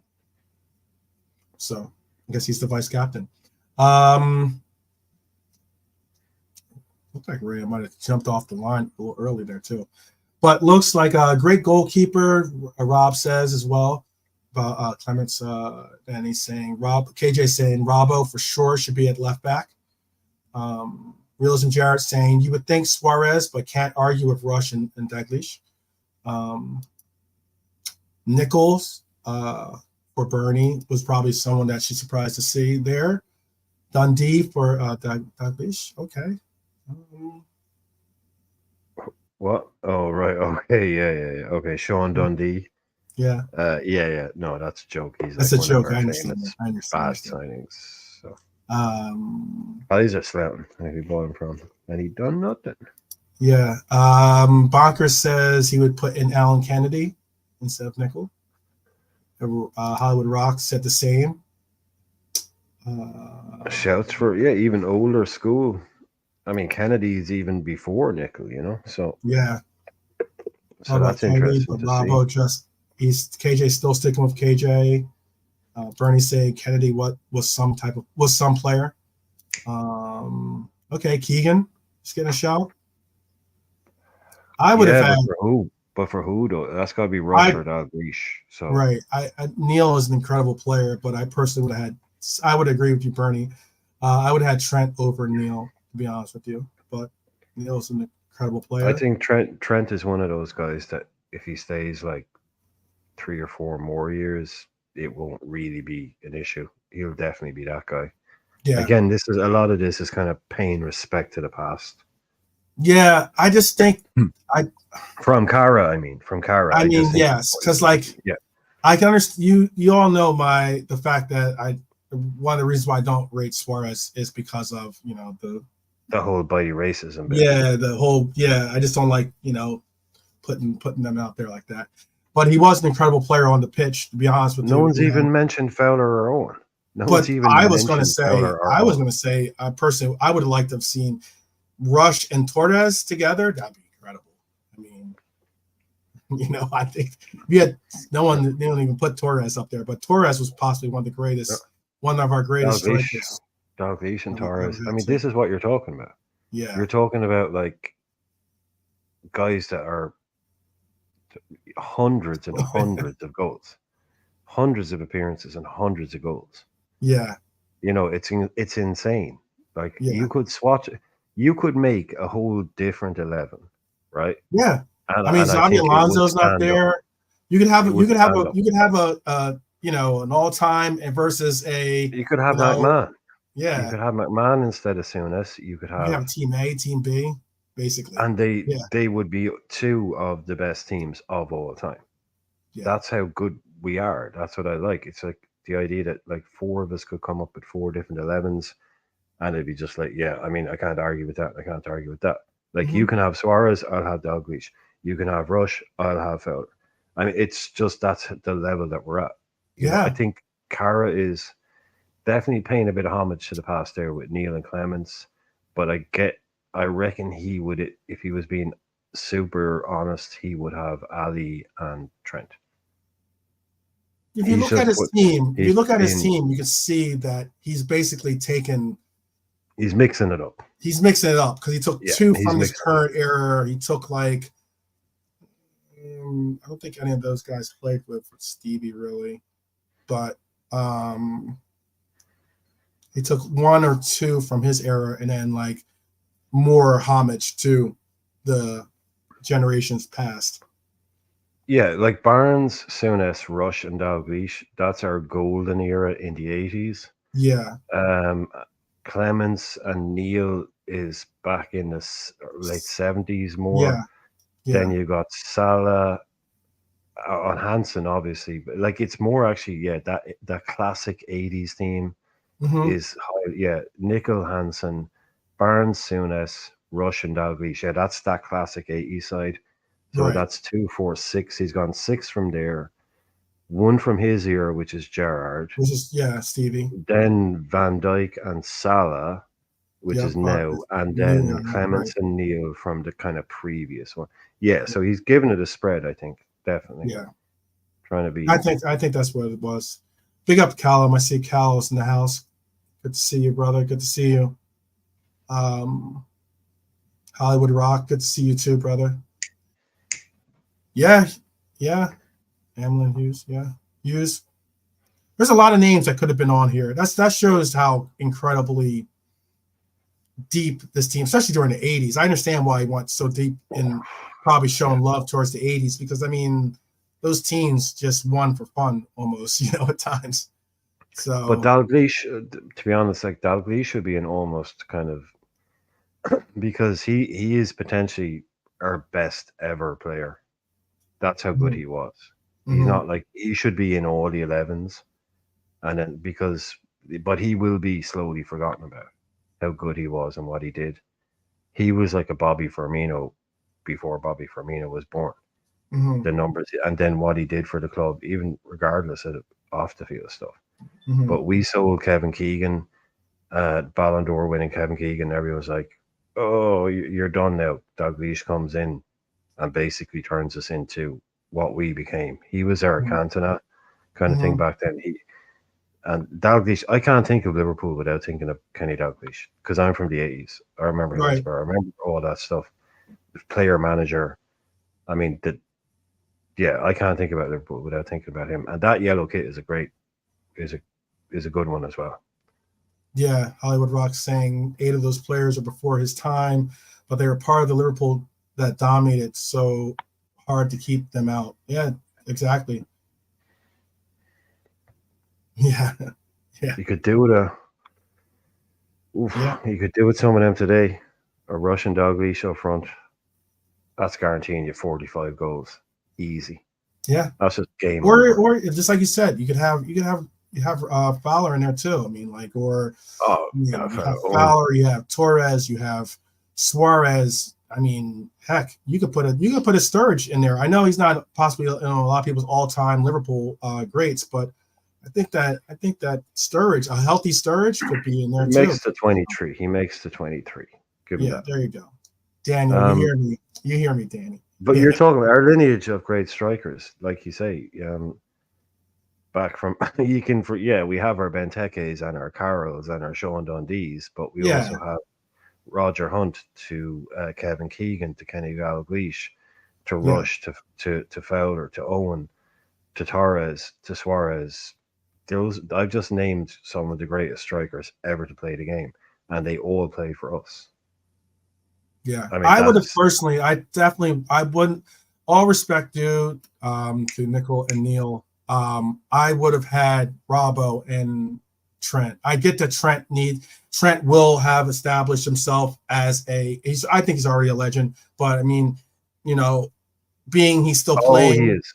Trent I kind mean, of is. Yeah. Salah and Virgil are in this list, so like you can't necessarily say, oh well, those are two active players. So I am picking two other active players since he has two active players in there that I would include as being, you know, already I believe being on the level of saying, oh, they're probably the best that we've seen at this position.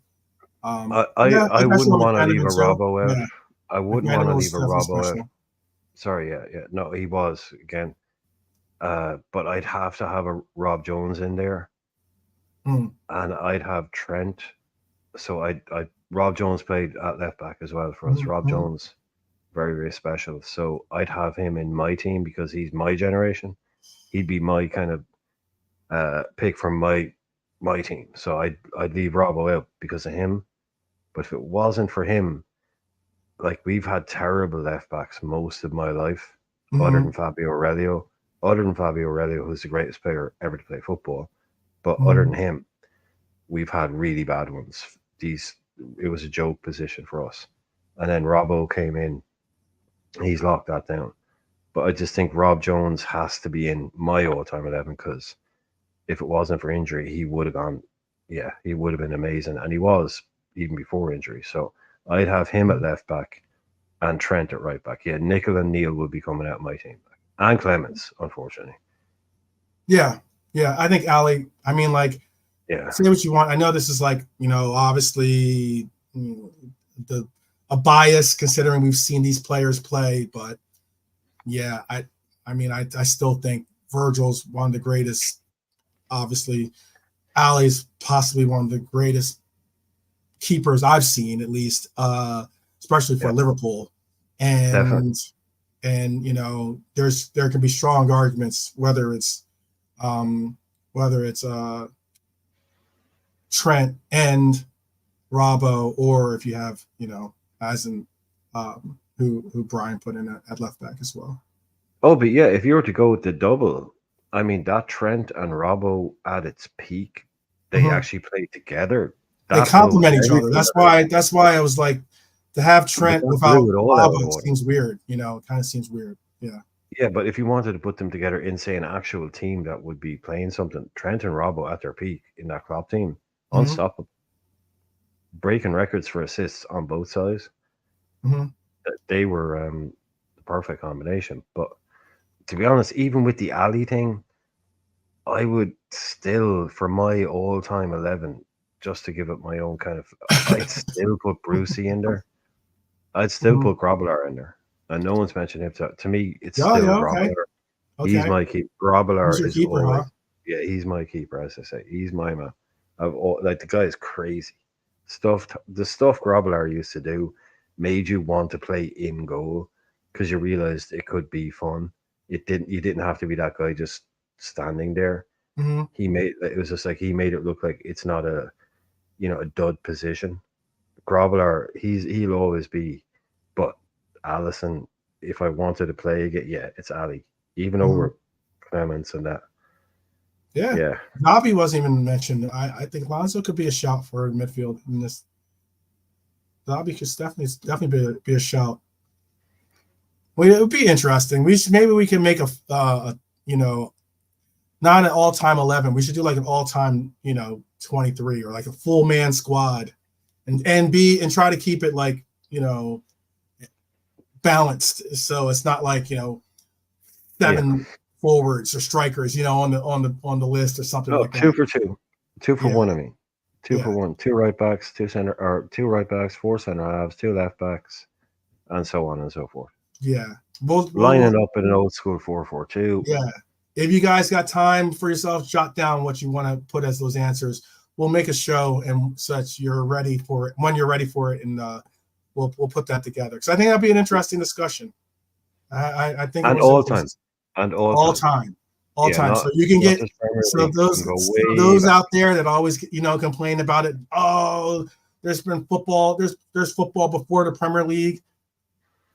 Understood, Arthur Brantwaite from 1896 to 90. Yeah, he's in. Get him in if right? you want to get him. Yeah, Right, right. that guy. Bring him in. What was the name of that? Oh, now I'm gonna go blank on what was the name of that goalkeeper. The He's an Irish goalkeeper. I goalkeeper. keep forgetting it. I know it's one of those things that I just know you could tell me it 1,000 times and I will still not remember it. It's just one of those names I Right, can't remember. Every time it's just you tell me, it's like 2 hours later. It's like, yeah, Elijah. I what think was his that name name? was. I want to say his name's Yeah, see, Elijah. because it's fucking weird, whatever the name is. Yeah, And he's I'm Irish and gonna it try just to. makes I'll try my best to try to remember it, because he was a great. Apparently, I mean, it yeah, was and also see, I didn't even 1898 mention or Xabi something Alonso. like that, or like, but Yeah. Like I didn't even mention Alonso. Like I did get an Aurelio in there. I did get a mention for him. Mm-hmm. Eliza Scott. I got Scott. your Alonso reference, and I got your Zabi shout. No, but I didn't even go to war for him because I know he doesn't get in an all-time 11 as much as he's No, probably my favorite player of all time. He's not getting in an all-time 11. No. I mean, and that just shows you again how ridiculous is that I've just said that. I'm saying it's not even a freaking conversation. And he's one of the best midfielders I've ever seen play the game. And he doesn't even get near our all-time 11. Well, not get near, but he's not in the conversation. Yeah. I mean, I'm telling you, man, all these people out there that bitch and moan about all these things do not know how many fucking supporters of different clubs would rip your arm off for half of what we've won, half of our history, regardless of where we are now. We're blessed, man. We're blessed as a club to be able to talk about these talents and these players and ask people to put in different 11s and for them to be different. We don't know, how lucky we are sometimes. I get it's all about what happens tomorrow, but there are a lot of clubs out there that have never won a trophy, and they're proper football clubs. They've never won a major trophy. We're again, sometimes, there's reasons to be cheerful, right? Yeah. No love for Bjorn Kavarme. No love for Bjorn Kavarme, man. No. One of the classic early 2000s raft of Scandinavian fullbacks. We signed about 20 of them. Bjornaby, Kavarme, Frode Kipia, Vegard Hegem. We had them all, man. We had every Norwegian or whatever Danish fullback you could get. We bought them all, and they were all terrible. Bjornaby was okay. If you remember do you remember Stig Inge Bjornaby, the left back we had? Norwegian guy. He was kind of okay. Yeah. But we just bought a load of Scandinavian and Nordic players. Oh no, you know what? I do remember. I do know you're talking about, and I do remember that was like, there was a time when we just like we just were rating like the Norwegian, or not Norwegian, but like just that region. We're just going for a lot of players in that. Scandinavia. Vegard Hegem, right? There was Frode Kipia, right? Yeah. The defensive midfielder, Frode Kipia. Then there was Vegard Hegem. He was a right back. Yep. Then there was Stig Inge Bjornaby, who was a left back. And then there was Bjorn Tore Kavarme, who was also a full-back defensive midfielder. And they were all terrible. They were all awful. And because we'd gotten Hippia in, but then we got one or two others. But yeah, we just had this mad rush of buying random, no-name Scandinavian defensive midfielders and fullbacks. Right. And stocking our squad up with it. It was very, very, that was not a good time to be, a Liverpool fan. No, it wasn't. It wasn't. It wasn't at all. Or not soon. That was Houllier bringing in these weird guys. We got Sammy and we got Honcho. They worked out really, really well. And we got, who was the left back that came after that? Christian Ziga. When Christian Ziga came in, then we had a good left back. He was good. Yeah, I guess. There was talk about Alberto spoke on the fact that the one team that he actually absolutely loved, but unfortunately he just never really, he only played limited for us. And that was Alberto Moreno saying how he really did. Oh, John, Riise was a beast. Oh, when Riise came in, that was the thing. When he came in, but he wasn't today. Like if he was around today, man, he'd be playing up front. That guy was, he would be playing. Imagine him in a Guardiola team. Just bombing forward. He would be getting 12, 13 goals a season. Yeah, he would be. He would be. I'm still trying to think of what it's gonna make me mad. Like I know that. Oh yeah, Alicia Oh, Scott, Scott. right? Eliza Scott. Oh, yeah, they mentioned. Sorry, did you not hear? Someone put it. Nort Red put it in about 5 minutes Oh, did ago. someone put it in Sorry. the chat? My fault. I'm up here looking Oh, for it. I'm trying yeah, to yeah, find it. yeah, yeah. Oh, yeah, Eliza Oh, okay. Scott. Yeah, Yeah. yeah, 1912 to 1934 is the era that he played yeah. in, and he was an absolute incredible player. I'm sorry about that chat. I was multitasking, trying to find a name because I didn't want to leave you guys hanging, and you guys had my back. I appreciate that. Yeah, Who's the dagger? Alicia Scott, or Elisha Scott. He was an absolute beast. He started like I don't know, played like almost like, was it 20 years or something? It was something ridiculous, like something ridiculous. It When was, when men were men and goalkeepers were goalkeepers. He there probably you had go. 7 broken legs in that time as Yeah. well. Someone said, "Who's the dagger?" KJ. I've not What heard was it? that before. Who's the dagger? Is that Sturridge? Oh, Daniel Agger. Sorry. Yeah, I'm assuming you mean, yeah. How we've not mentioned the dagger? I'm assuming you mean Daniel Oh Agger. yeah. Oh, okay. Yeah. Yeah. Yeah. Yeah. He was, Dagger. Yeah. man, a fish. Injuries destroyed him, man. But on his day, what a player. A real genuine heir to the kind of Hansen throne of Yeah. ball playing centre half. Almost good enough. Like, again, him and the Guardiola team would probably be playing like inverted midfielder. Definitely. Yeah. I got He was love for quality. him, and I got love for Skirtle too. I loved, yeah. Them as a pair were definitely a good pair. I thought they were a good center back pairing. It's kind of Yeah, like exactly. The yin and the yang. yeah, exactly. Like little brawn, little muscle, a little bit, and a little bit of like Yeah, finesse, Agar I just guess we'll couldn't say. stay fit. But you remember that goal he Yeah. scored, like 45 yards? That's just. But you see him taking the ball out from the back, passing it one touch. He was quality, but just Mhm. let down. He was basically retired by the time he was 30. Yeah. But yeah, Skirtle played on. Skirtle's still playing now, I think. Yeah. No, some of these players can continue to play. They have incredible fitness techniques and the likes, and some were just blessed with just great genes. Like I said earlier, Scott, it's actually Elisha, I believe is the spelling of it. But Scott, when he left Liverpool, came back to Belfast and managed Belfast Celtic. I did not know that. To 9 league champions. Jeez. I did not know that. That's incredible. Yeah, Scott They definitely represented know the they. Reds for an incredible 22 years between 1912 and 1934, making him the Reds' longest-serving player to this day. Scott played 468 games in total, and only World War I stopped him from appearing more than that. That is absolutely incredible. Do you reckon Joey Gomez could beat that appearance record and still never score a goal? Yeah, there you go. Yeah. That would be pretty impressive on his parts.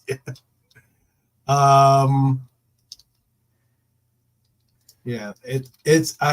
I'll double check for you guys too, because I think it's spelled I. Hold on. I don't think there's a Z in his name. Double check for you. Let's see. Yes, it is spelled Elisha, by the way. Just in case, so we can give proper respect. Proper respect for the man. Dominic Matteo.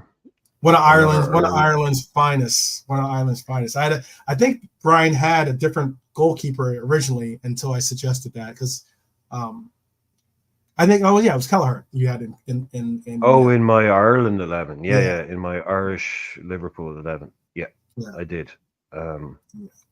Which is typical. It was like Keller was a bit of a lock, but then we brought in this guy. It's like we'll see. It would have been nice if you'd unearthed some guy who was a striker from the 1920s. That was brilliant, but that's just typical Ireland. Look, when we have two good players, they're both goalkeepers or they're both right backs. That's a small nation thing that always happens. But yeah, I'm happy to put him in. I was happy to put him in. Stevie Highway. Yeah, Stevie Highway, definitely. some really good players to go from. We were just referencing we had all time Liverpool 11 from Ireland versus an all time Liverpool 11 of English players. It was very interesting. That was a fun episode. Yeah, which even though when you think about it, like it should have been massively weighted, obviously, in terms of the English players, I still managed to win that. I think I definitely won that. I mean, there you go. Even though I only had about 14 players to pick from, I think I categorically won that. My 11 was definitely better than the English 11. And we should do a Scotland. We should do a Scotland 11. That'd be interesting to do, because there was a time when Liverpool was like just full of Scottish players. Like they really ran the gambit on keeping Liverpool in the headlines. Not quite from memory, Red Armchair. I could remember most of my team because, like I said, there was only about 14, but I couldn't tell you who the England team was because that wasn't my. Again, I was picking the Ireland team, so someone else picked the England team. But it's on the feed. I mean, it's there somewhere. You could probably look back and scroll and just quickly see it because we put it up in the. Yeah, you'll see it. There's two different. There's a picture of like Ireland. There's a picture of England. Yeah, like it was kind of other people in the chat. So I picked the Irish team. So I can remember my team. I can't really remember. I know Dara was very involved in getting. But he started the whole thing. Yeah, basically. Yeah. All-time Liverpool British 11 versus all-time. Yeah, that would be a good one as well. Like a UK Liverpool team versus a international, like a non-UK. Because I think you get at this stage, like in the 80s, that's no good. You can't do that. But at this point in time, I think or maybe you could probably put an 11. I'd be even more interested in like an England team versus like a UK team. Like, so, like. Oh, I know what you're going to say. Yeah, everybody, like Scotland, Wales, Ireland, Northern Ireland versus England. Yeah. I'd be interested to see. That would be kind of cool to see. Yeah. Yeah, like, United Kingdom, only but Ireland versus everyone else involved with the United Kingdom type thing. Yeah, we could probably. I'll write that one down too. Yeah. That was a good one. So I'll do UK versus. Well, I wouldn't call it UK versus England because it's. I know. That. Yeah, the wording needs to be correct on it because it's Ireland. It would be more like they used to do a thing like that. They used to call it like a home countries league or something like that, and they'd all play each other. But it'd be England versus Scotland versus Wales versus Ireland. But yeah, how you word that is kind of important. You don't want to get anybody annoyed. I'm not trying to get anyone but hurt over it. Yeah. None of that. Yeah. I'm not. No offense is trying to be. No sarcasm. So it'd be England versus.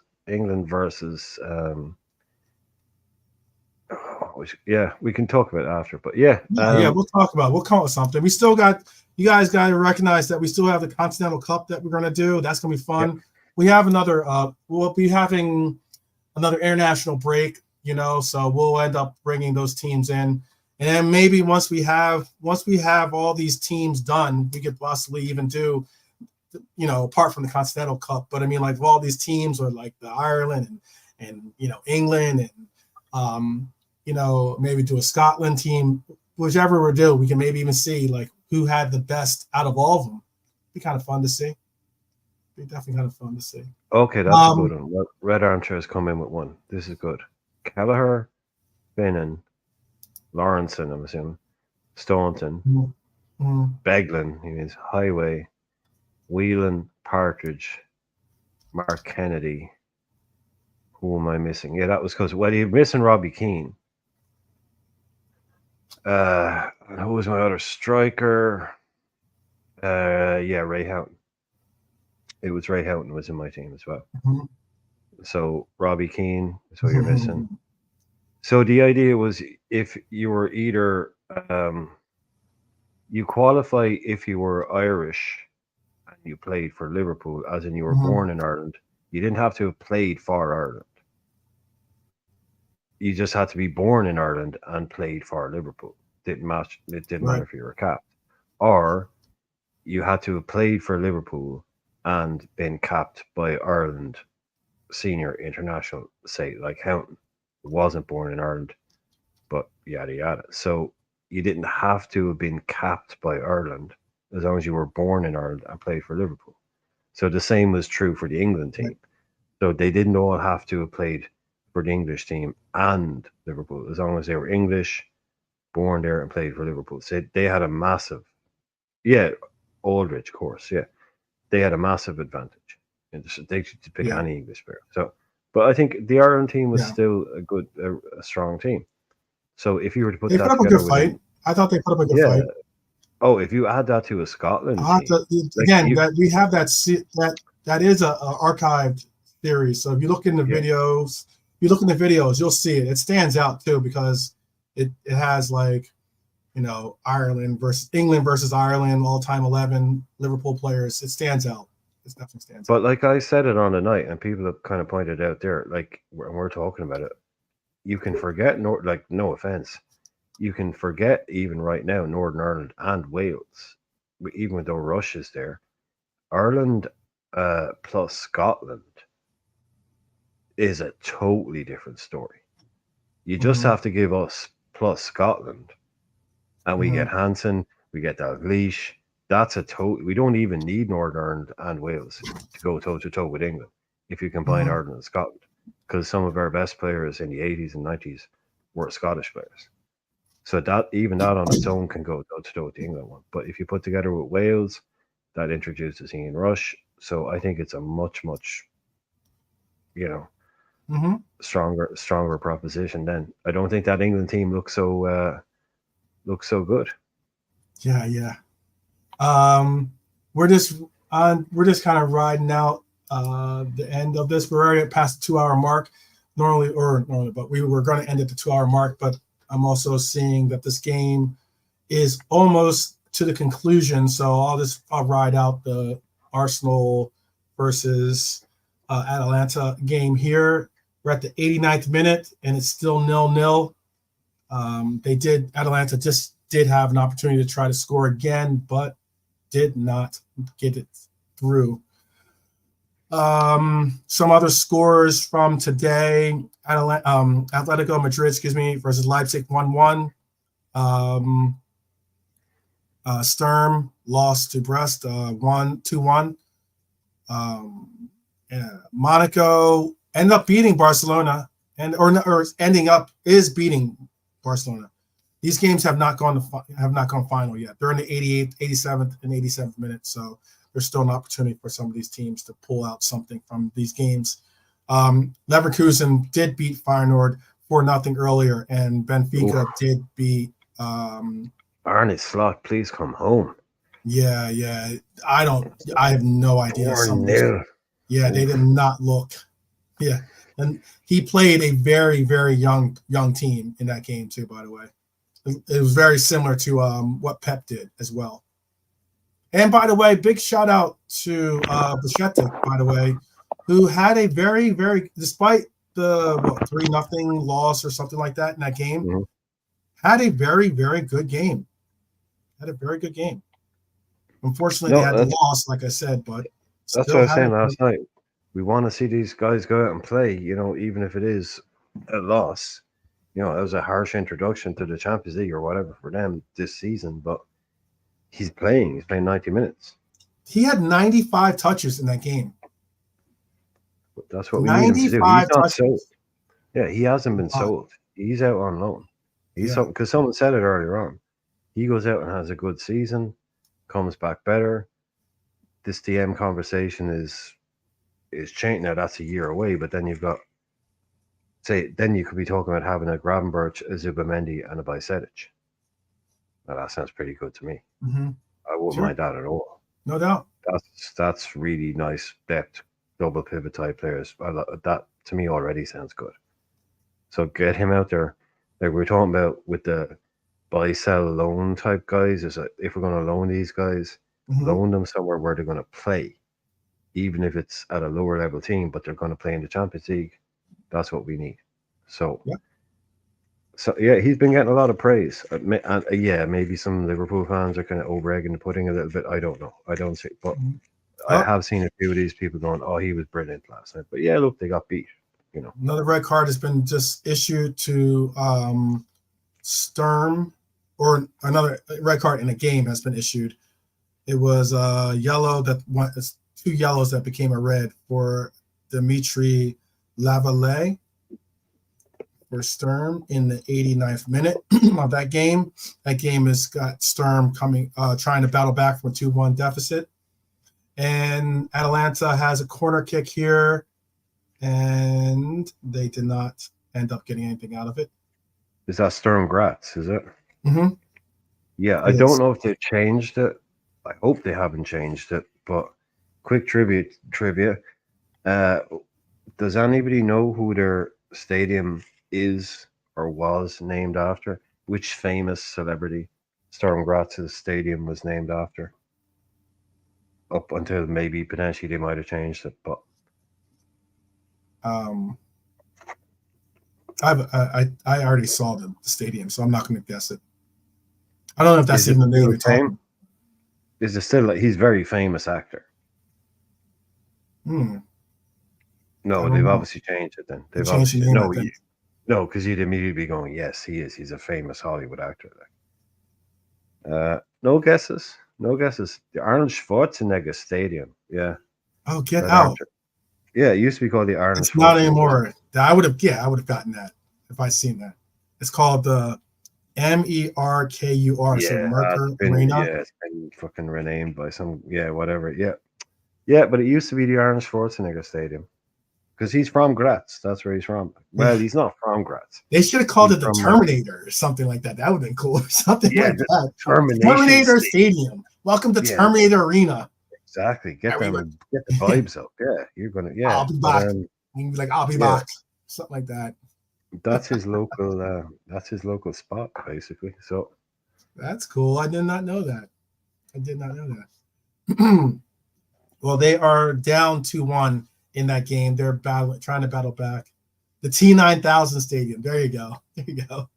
Something crazy like that would be really cool. Don't worry, he will be back. Yeah, he will be back for sure. You don't get this stuff anywhere else, lads. You don't. Still, we're into the final throes of this Arsenal game, and it looks like we are going to go to final 0-0. Arsenal are unable to go to Atalanta and do what we did, and that is get a victory. Just throwing that in there, even though Atalanta did beat us to move on. Yes, they got a 0-0 draw. It is now final in that game. Waiting on the other 3 games to go final. They are in their extra time segments as well. Again, Sturm Graz is down 2-1. Leipzig is down 2-1 against Atletico Madrid. And Barcelona is down 2-1 at Monaco. So we shall see if those 3 games can go. See how much time is left in these 3. I don't know how much time is actually left in those 3, but that's where we're at. QAFTV meltdown for sure. I wish I still had that meme from yesterday. There was the meme of Arsenal of the Joker wearing an Arsenal kit, and he's like, I only have negative things to say, or something like that. That's Arsenal for sure. That's definitely Arsenal for sure. Yes, Bonkers. It is 2-1 for Madrid currently. I have not seen that game go to final, but they're showing the game now. Actually, there's still 6 minutes.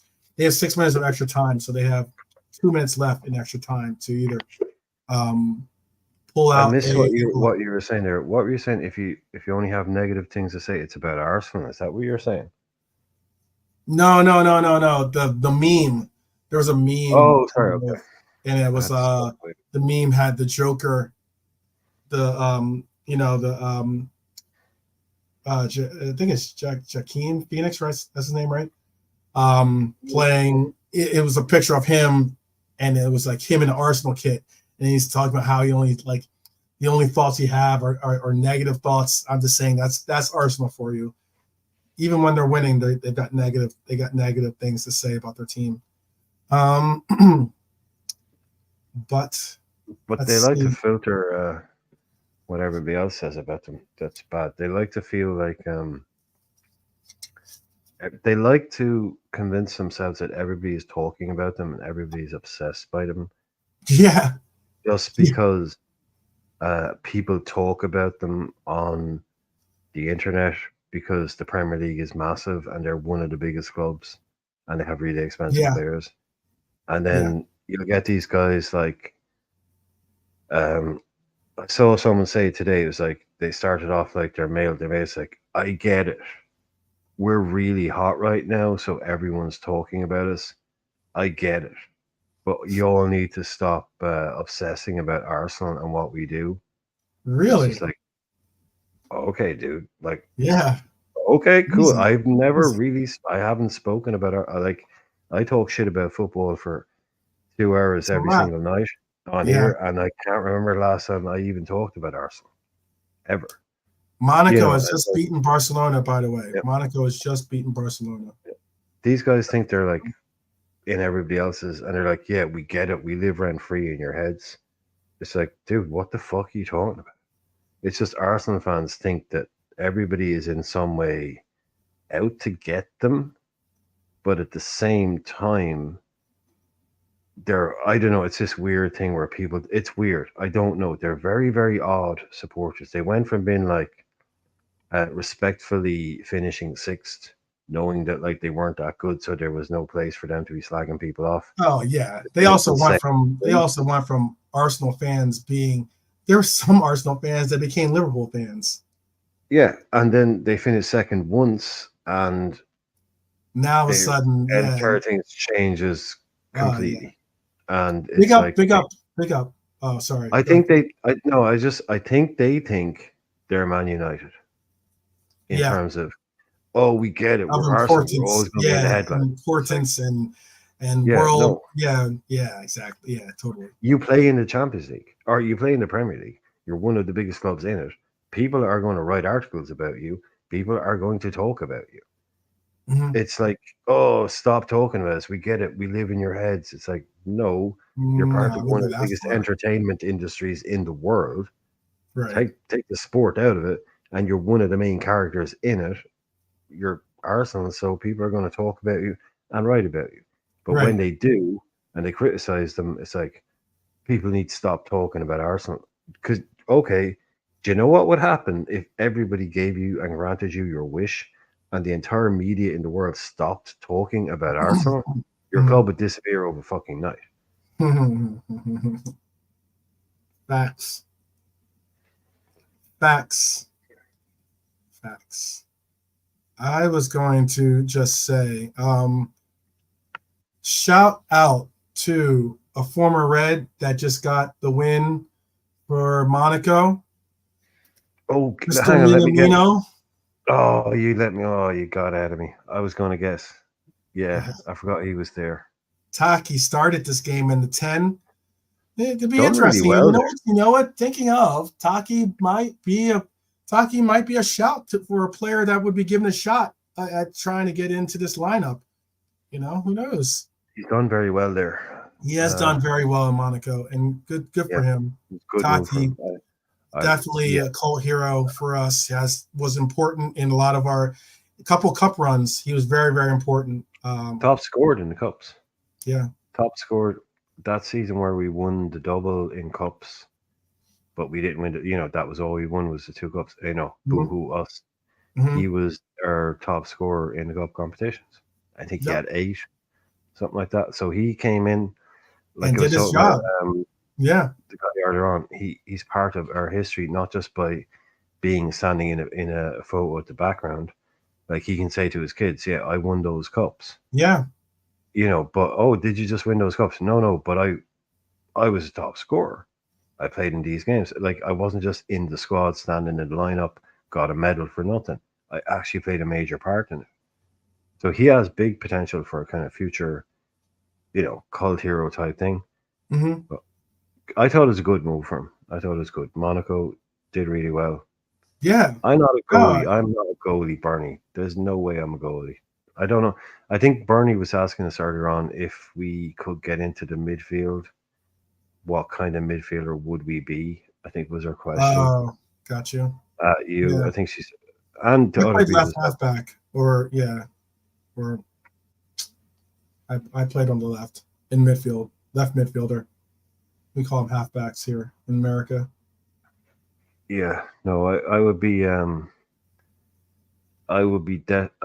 definitely best deployed as a right back as well. But if I was playing in midfield, I would be.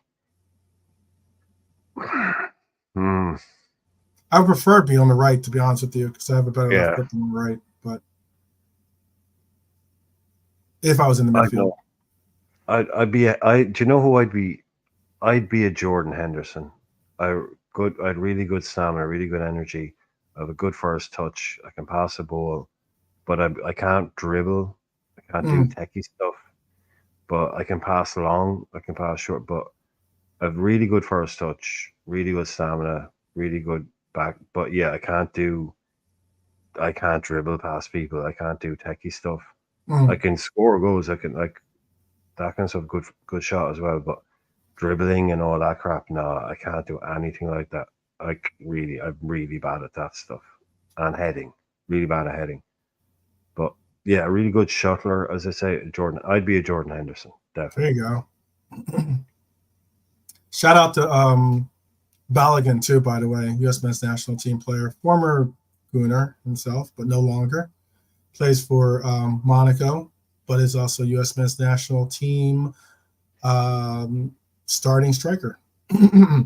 But 2-1 over Barcelona. They have a red card to go on to the next game, so that should be interesting how they navigate that. I don't know if Garcia is necessarily integral player on their team, but or irreplaceable player at least. But again, Benfica 2-1 winners, Leverkusen a 4-0 winner, Monaco a 2-1 winner today. Brest is a 2-1 winner as well over Sturm, and 2-1 to Atletico Madrid as well. 2-1 over Leipzig. Good looking game there. It looks like Griezmann is one of the goal scorers. He wasn't the game winner goal scorer, but he got a goal early. Then Jimenez got Jose Maria Jimenez got the game winner in the 90th minute. By the way, they won it in the 90th minute. It's pretty decent. Pretty decent. Atletico Madrid at home pulls out a victory over Leipzig. So, so yeah. Anything else you want to talk about before we have? We've already gone over a 2-hour mark, so I'll end it at the 2:30 mark at least, if not before that. Is there anything you guys want to say before we push off? I see Marion's going, or North is going to bed. Bernie might be going to bed. So is Marion, maybe. So some people are starting to take it down. Is there anything you want to say before we allow for everyone to do what they need to do with the rest of their Thursday? Brian? Hello? Yep, I'm here. We can hear you. Sorry, what was the question? I was just saying, I was asking, is there anything else you want to say to the people before we allow for them to enjoy the rest of their Thursday? Oh, no, just thanks for, as usual. Yeah, it's really just thanks for coming in and come back tomorrow and see you again tomorrow. But, yeah, every time people come in, it's still kind of, Rob's in the last few nights, so it's good to see new people coming in as well. So yeah, 7 o'clock every night, It's good to 7:30. see some of these new names, North and like North. It's good to see you. It's always good to see the regulars as well. OGs like KJ and obviously our Red Jewels in the house, Bernie and Marion, and even Dakota was here too.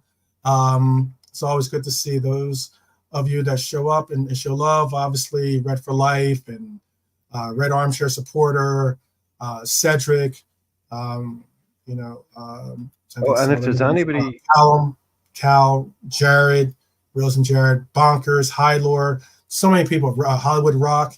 You guys all make this all worth the while because you include yourself in the conversation. You're respectful of each other, which is really, really great to see. We have a great community here that we pride. I think that we all somewhat enjoy seeing each other, for the right reasons, and that is to be able to talk about the team we love, and also talk about it in a forum that allows for you to be expressive and allow for you to say what you want to say. So I really appreciate each and every one of you guys that have been that. Big up to Nalante, one of our generals out there as well. Make sure I got everyone a shout out. And if there's anybody, just quick, if there's anybody new in the chat, Bonkers, or recently new enough or whatever, anybody that wants to come on or call in sometime, reach out. Yeah, definitely, certainly reach out. Yeah, because we're going to try to do more call-in shows, but yeah, just reach if there is something if there's a topic that we're going to talk on and you particularly have you want to really have something spirited that you want to say and you want to keep it respectful. Again, obviously, hey, just reach out to me on Twitter or X, whatever it's called now, and we could hook something up. Or again, when we do have the call-ins, please don't hesitate. If you don't want to, we know you well enough now that if you don't want to be on camera, it's perfectly fine.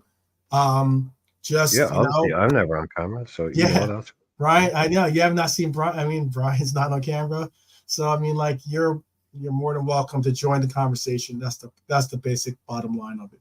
So yeah, definitely shout out Bonkers, shout out Jimmy, like I said earlier. Hi, Laura, and I think I got everyone in that said, or at least was commenting and getting involved in some of the conversation. I know that there's those of you that kind of just sit back and chill and just enjoy the conversation or enjoy the conversation that is going on. Maybe whether at work or in the car or maybe just at home or chilling. So whatever you're doing, we appreciate it and keep it up. That's what we're asking for.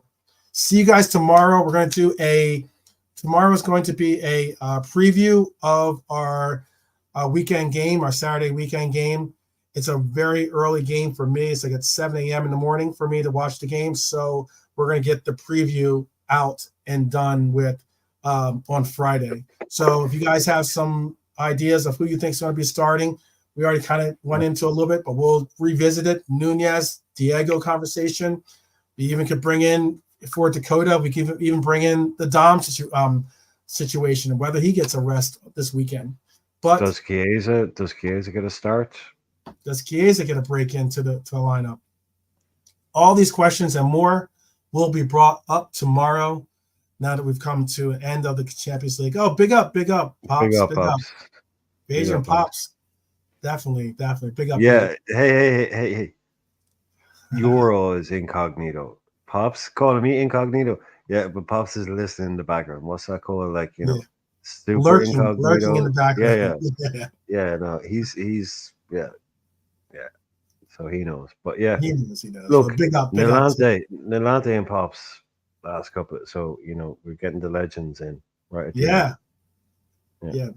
But we are going to let you guys go. We're now at the 2:30 mark. So enjoy the rest of your Thursday. Please do join us tomorrow. It'll be in the 7 o'clock hour of the UK.